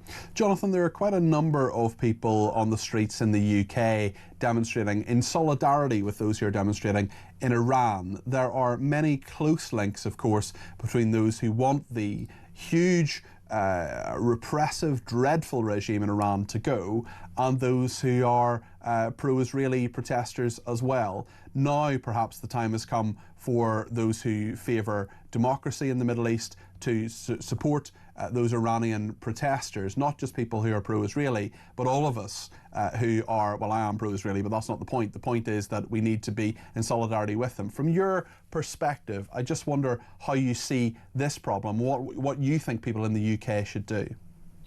Well, I'm astonished by two things. Firstly, I'm astonished by the bravery of ordinary Iranians who are facing armed police and who go out on the street knowing that they may not return home alive that day. So all credit to those incredibly brave and courageous people. And what does it say about the desperation, economically, politically, and every other way that they are suffering? The other thing that really surprises me, Peter, is, when there was problems in Gaza, we saw mass demonstrations, the political left was out in the street, protests, everything. Yeah, they've been oddly silent about this, haven't they? Jeremy Corbyn and others not really taking to Twitter and putting out those statements in solidarity with people who are repressed, having their human rights taken away from them, not having freedom of association, freedom of expression, freedom of the press. Those are all things that so many on the left who've been supporting the Palestinians say that they support. Where are they now? Right. Exactly right. Why is it they care about the Palestinians, but they don't care about the Iranians? It seems to me two-tier caring. Now, by all means, support the Palestinians if that's your thing, but why are you not supporting these incredibly brave people, women and children included, and I just feel that we in the West are letting them down. Jonathan, thank you for that. That's Rabbi Jonathan Remain, broadcaster and social commentator. Lots of people getting in touch about Grok and AI. If we ban Grok, says George, because it can make images, do we also have to ban Frenchmen because one of them drove Diana's car? Do we ban stairs because people can fall down them? Do we ban cars because they've been driven into crowds? Either all AI tools have to be banned or just the people who could create illegal images. That's George in Northampton. Dennis in Manchester says, the issue I have with the proposed ban on X is that other AI programs can do exactly the same thing but are not being discussed with a view to banning them. Why not? It seems a little like Starmer wants to get rid of a major application that might be used to criticise his, for want of a better word, government that millions of British people use every day. It's embarrassing and makes our country an even bigger laughingstock around the world. Melissa in Basingstoke, what I'd love to know about their issue with Grok is how did they figure this out? Are they sitting there trying to create images like this? Weird. Or entrapment to find a reason, any reason, to ban X and by default free speech? Funny how they don't want to protect women and girls when it comes to grooming gangs, but will shout about this if it serves their purpose of censorship. Richard says they're complaining about an AI generation model that can create these kinds of images, yet paedophiles who collect and exchange much worse images are spared prison and walk through free. Leslie says, I remember a few years ago, The Guardian published pictures of David Cameron in his swimming trunks. Let's not dwell too much on that. Paula in Cheshire says, Starmer is upset with the AI pictures, yet he allows paedophiles who have downloaded sick pictures of young children and babies, yet these people are allowed to walk our streets. For example, Hugh Edwards. He does not seem to be standing up and wanting these people to have long prison sentences. Andrew says, if creating deep fakes is a criminal offence, then are they going to arrest the number 10 press office, says Andrew. Jenny in Bester says, these Grok images are not photos of people in bikinis. They are imagined images. As such, they are not real. Like any artist portrait, they could be called out for doing so. Trevor and Harrow, how refreshing to hear Liz Kendall sticking up for the rights of women and children. Oh, but then I just remembered Labour tried to block the inquiry into Muslim gang grooming of children, with their councils being seen as very complicit in a cover-up. Labour still think first covenant marriage is okay. It's funny how Labour always come up with these distractions. I really think that people can see through this. And just a final one before the break from this person who says Labour using Grok as a poor excuse to shut X down. What about the thousands of other AI apps that can do likewise? Plenty to discuss. We're going to find out what's coming up in The Sun as well tomorrow. John Lucas will be with us in just a second. Stay with us here on Talk.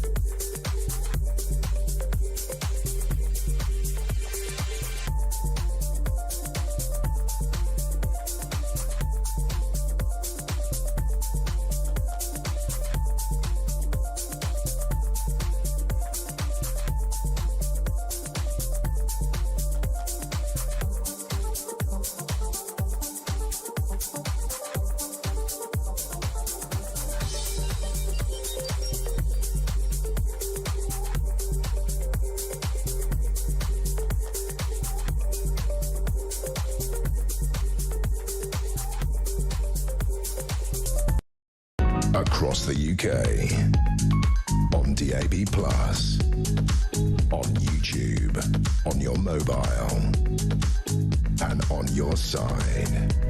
This is Talk.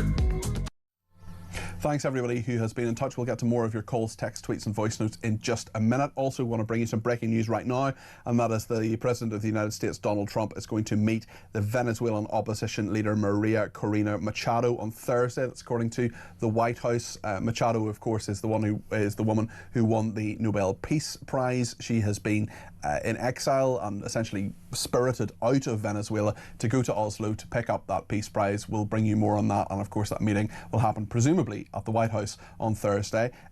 He's got his hands full with Iran, and John Lucas, who's night news editor at The Sun, is with me now. Tell us what Donald Trump is talking about with Iran. Evening. Yeah, well, look, Donald is always a very, very busy man, isn't he? He's got a lot on his calendar. But I think the story that everyone is really focusing on now at the moment, obviously Venezuela was huge last week. Yep. World affairs move incredibly quickly, and we've seen over the last few days these huge protests in Iran, millions of people taken to the street, and we know that the security services, the police in Iran, have gunned down hundreds. At least. Some say thousands, yeah. I mean, I'm sure it's impossible to know. Yeah, I mean, many people have seen some of the horrific images on social media.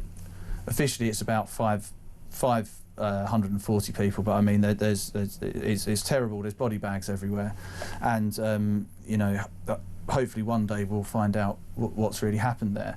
But Trump has said Iran have been in touch. They want to negotiate now. When all this was starting, Trump said, if Iran starts attacking civilians, the United States, we are locked and loaded and we're ready to intervene. And what people are saying is, well, look, we can all see what's going on. Are you going to step in? There's an argument that I think has been put to Trump that if you take military action, you risk undermining the protests, you risk undermining that cause, because you have a Western intervention, and it sort of dilutes the sort of you know, the unity behind overthrowing the regime. But on the other hand, you know, it's absolutely horrific what's happening, and if you go on social media, you can see it. What is coming out, obviously, there's been an internet blackout, so images and videos are sort of creeping out. Although some of them are using Starlink, aren't they? They're using that Chinese software to try and get something out because of those the way that's happening. But they are few and far between. Yeah, it's very hard to get it must be hard for you on the Sun News desk just to get a full picture of what's happening, as it is for every journalist. Yeah, exactly. I mean, when you have these sorts of, I mean, obviously we can all think back to the days before all this technology, to China and Tiananmen Square and all that, and we still don't really know exactly what happened there. But anyway, one thing that we're looking at tomorrow is some of the individuals who've been killed in these protests, and there's also a chap called Irfan Sultani. He's a 26-year-old guy. He's been arrested, and he was arrested on Saturday, and he's already been sentenced to be hanged on Wednesday. And you know, I think that I mean, it's a horrific sort of punishment anyway, completely unjust. He hasn't had access to any lawyers, and campaigners are sort of calling for intervention here, and it's going to be a race against time. And he will be, if that does happen, he'll be the first protester from this sort of wave of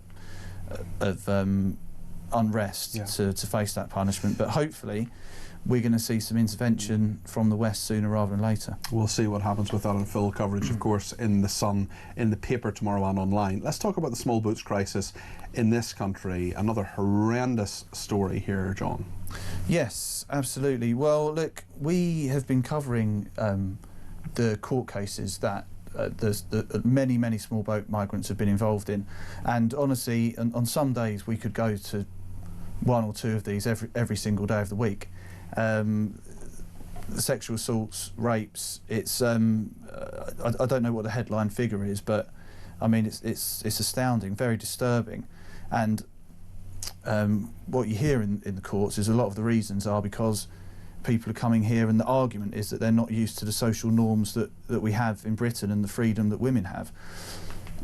This chap, he's called Mehmet Ogur, he's a Kurd, he's from Turkey. He had arrived last winter on a small boat, and he had to be rescued in the channel because the seas were so choppy. He was brought over here, and his asylum claim centres on the fact that he says his family were members of the PKK, which is the Kurdish militant organisation which is sort of persecuted by all various governments in the region, but in Turkey in his case.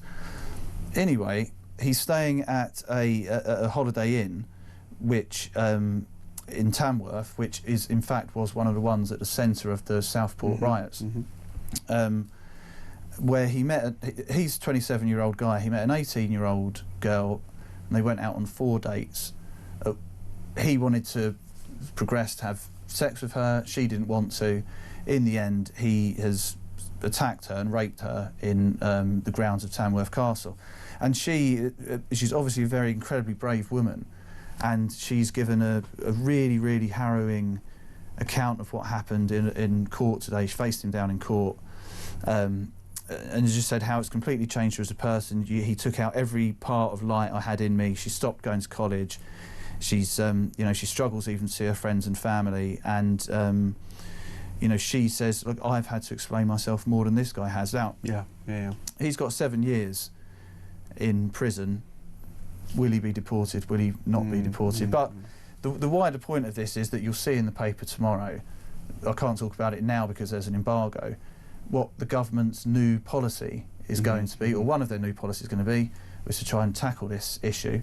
And I think when you pick up the paper, I think people will think it's absolutely farcical when you see what the government are proposing, juxtaposed with what some of these chaps are doing in this country. So, well, and I think as well, you know, there is this thing called nominative determinism, and his surname is Ogur. I think he is an ogre. I think he's an awful, dreadful person, and there's no place in this country.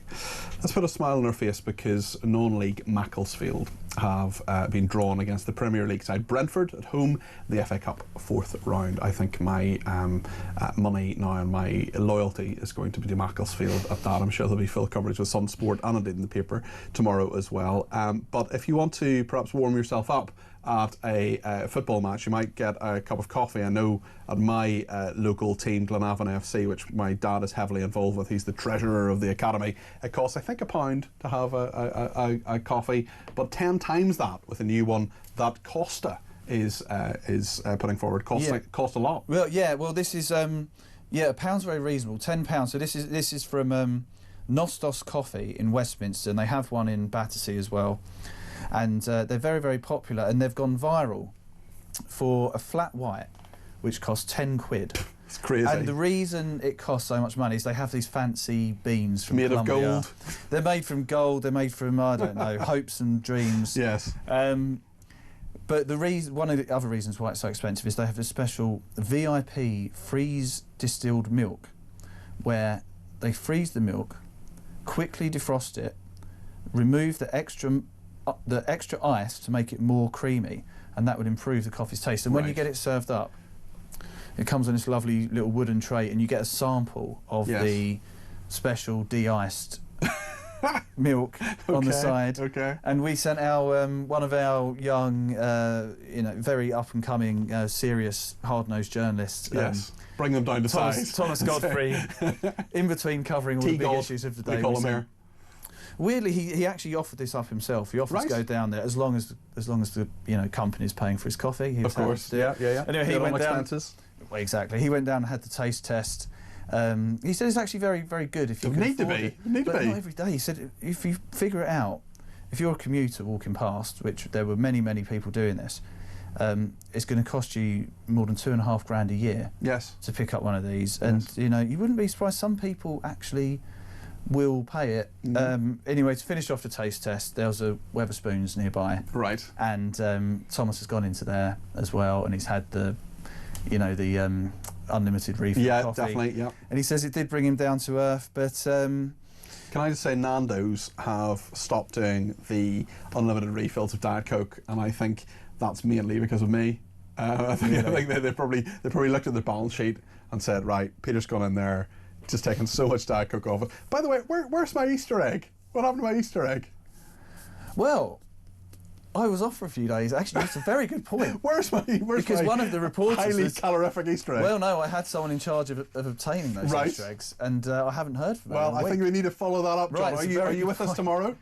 Yes. Well, you can give me an update on that. But listen, I will be having a very lovely and delicious and not very expensive cup of tea. In fact, £0 cup of tea in the meantime. Thank you, John Lucas there, the night news editor at The Sun. All those stories, of course, in the paper tomorrow and online at thesun.co.uk. We'll take your calls in just a minute here on Talk. Stay with us.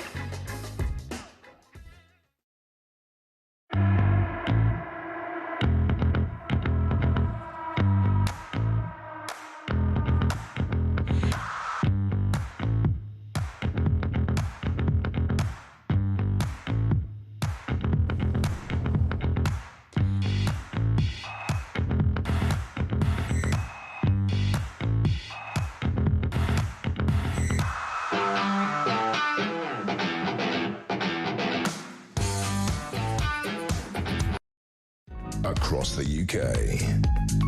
On DAB+, on YouTube, on your mobile, and on your side. This is Talk. Thank you to Nat in Tel Aviv. Says, a cuddle from David Lammy. I think I'll pass. Carl Turner is a sweet man, but he lost me after stating that he hoped Sir Keir was still friends with him. Darrell in Lincoln says, Labour seem to be against a media platform where people can manipulate AI images, yet they seem to be okay with the BBC tampering with a speech by President Trump. Is this their attempt at revenge over Trump taking the BBC to task, says Darrell. Harriet says, don't you smell a political rat here? Musk is associated with Trump and Farage. Funding from Musk to reform. Labour MPs can't wait to get on air, who usually never engage with you. In fairness to Jonathan Brash, he has engaged with me on a number of times and has come on my programme, unlike many of his colleagues. And actually, Carl Turner, I asked him before this really emerged. I asked him on Saturday, although I suppose it was around a little bit, but maybe it's a reasonable point, Harriet. Labour MPs, Twitter has been used effectively to grow support for Farage in the under-16s, and all of a sudden Labour is trying to ban it on the basis that the subsidiary of X operates an AI system that over 400 companies offering similar services that Labour doesn't seem to be concerned about, says Harriet. Emma says the police can't even employ staff that aren't criminals. How are they going to police non-consensual intimate images? Another person says Jonathan Brash is a coward that voted against a rape gang inquiry. In fairness, he has made numerous representations on that. I don't know whether that's true, actually. Peter says, Peter from Shrewsbury here, thank you to Carl Turner earlier on for his honesty. Carl claimed Keir Starmer had a lot on his plate and that he knows what's going on, so he's responsible for the absolute mess we are now in. Our country as we know it is finished. R.I.P. Great Britain. Let's speak to Dan in Liverpool. He has some thoughts on Nadeem Zahawi. He has joined Reform UK. Dan, what do you think about Nadeem Zahawi? Hello there, Peter. Now, I want to be as respectful as I can do, and Nadeem has had so many years in politics, and no one can take that away from him. But if I take all the clowns from one circus and put them under a different tent, it's just the exact same show. Well, Dan, that is an absolutely reasonable opinion, and there are something like 20 former Conservative MPs who are now part of Reform UK. Do you feel that Reform UK's message is being diluted by these people?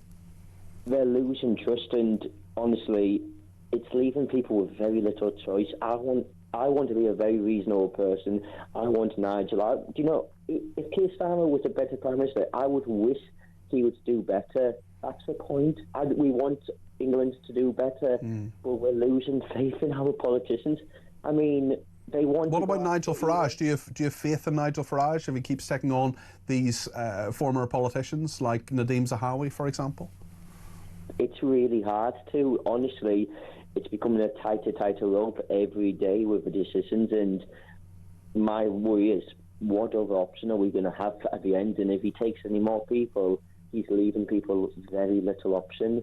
And with the Labour people going after Twitter... Are you a Reform UK voter, Dan? I'm someone who voted for Remain when I first voted, and I just took it on the chin. I was like, okay, we lost. Yeah, me too. Got on with my life. Yeah. Everyone, the way they acted was just like spoiled, entitled children.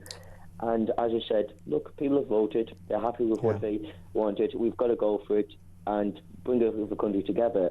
And it's like they've done everything to divide us to get what they want. Dan, listen, thank you for that. I appreciate that. Just for reasons of time, I just want to get a couple of voice notes in. Firstly, from Judy on Reform UK, that same issue. I am a member of Reform, and I think that they should accept anybody who wants to join the party, provided they're useful and they're a good sort. I am a member of Reform, like I said, and I was a member of the Labour Party many moons ago. I dropped from the Labour Party when they sent my son to fight in Iraq, etc., with equipment that had discussed a third world country, and that's when I left Labour. Couldn't do it anymore, and I'm a member of Reform. Like I say, so long as they're good people and they help the party, everybody's welcome. Judy, thank you for that. Thanks also to Ernie. He says, am I missing something about this X app? It's not the real. The face is a photograph. The body has nothing to do with the face. The bikinis are not the person's bikini. If you're a sick individual, you can make that image up in your head. It's not real. It's all about control, says Ernie. No doubt this row will be discussed by Kevin O'Sullivan and his show between 7 and 10. Hi, Kevin. It will be. I mean, you know, it's not good. It's an abomination that women are subjected to this. You know, they take off they take their heads and then they put bikini bodies on the bottom. You know, that's bad. But it's not the worst atrocity or the worst horror going on. Also, it's not violence. It's not a violent act. And it's not actually sort of pornographic either, is it? So you wonder why suddenly are Labour getting their knickers in a twist about this relatively minor infringement? And you have to ask the question, is it because X is owned by their mortal enemy, Elon Musk? Or alternatively, or even within that, they can do something about this and they can be seen to do something about this, whereas there are so many issues that are totally not beyond their control. They could have, if they'd acted sooner, they could have dealt with so much with rape gangs, for example, but they've just strung it out for such a long period of time. Exactly right. And I just hope that, I mean, it's a forlorn hope, no doubt, but I hope that this government has got the bandwidth, this cabinet has got the bandwidth to realise that if they go ahead and ban Twitter, there will be one almighty row. That will make this government just look like Iran, where they're banning social media right now. Banning the internet in general, it's just an outrage. So I suspect that down the line the government will sort of not quite go as far as to ban Twitter, but I think it's all about their hatred of Elon Musk. Okay. Also, of course, we're talking about Nadeem Zahawi. Is he just an abandoned politician on the make? Is he just after a peerage? Well, he was after a peerage. I don't think Nigel Farage is in a position to offer him one, but Nigel Farage is in a position to potentially offer him a serious position in a future reform government. So I think Zahawi sees a way of retaining or regaining the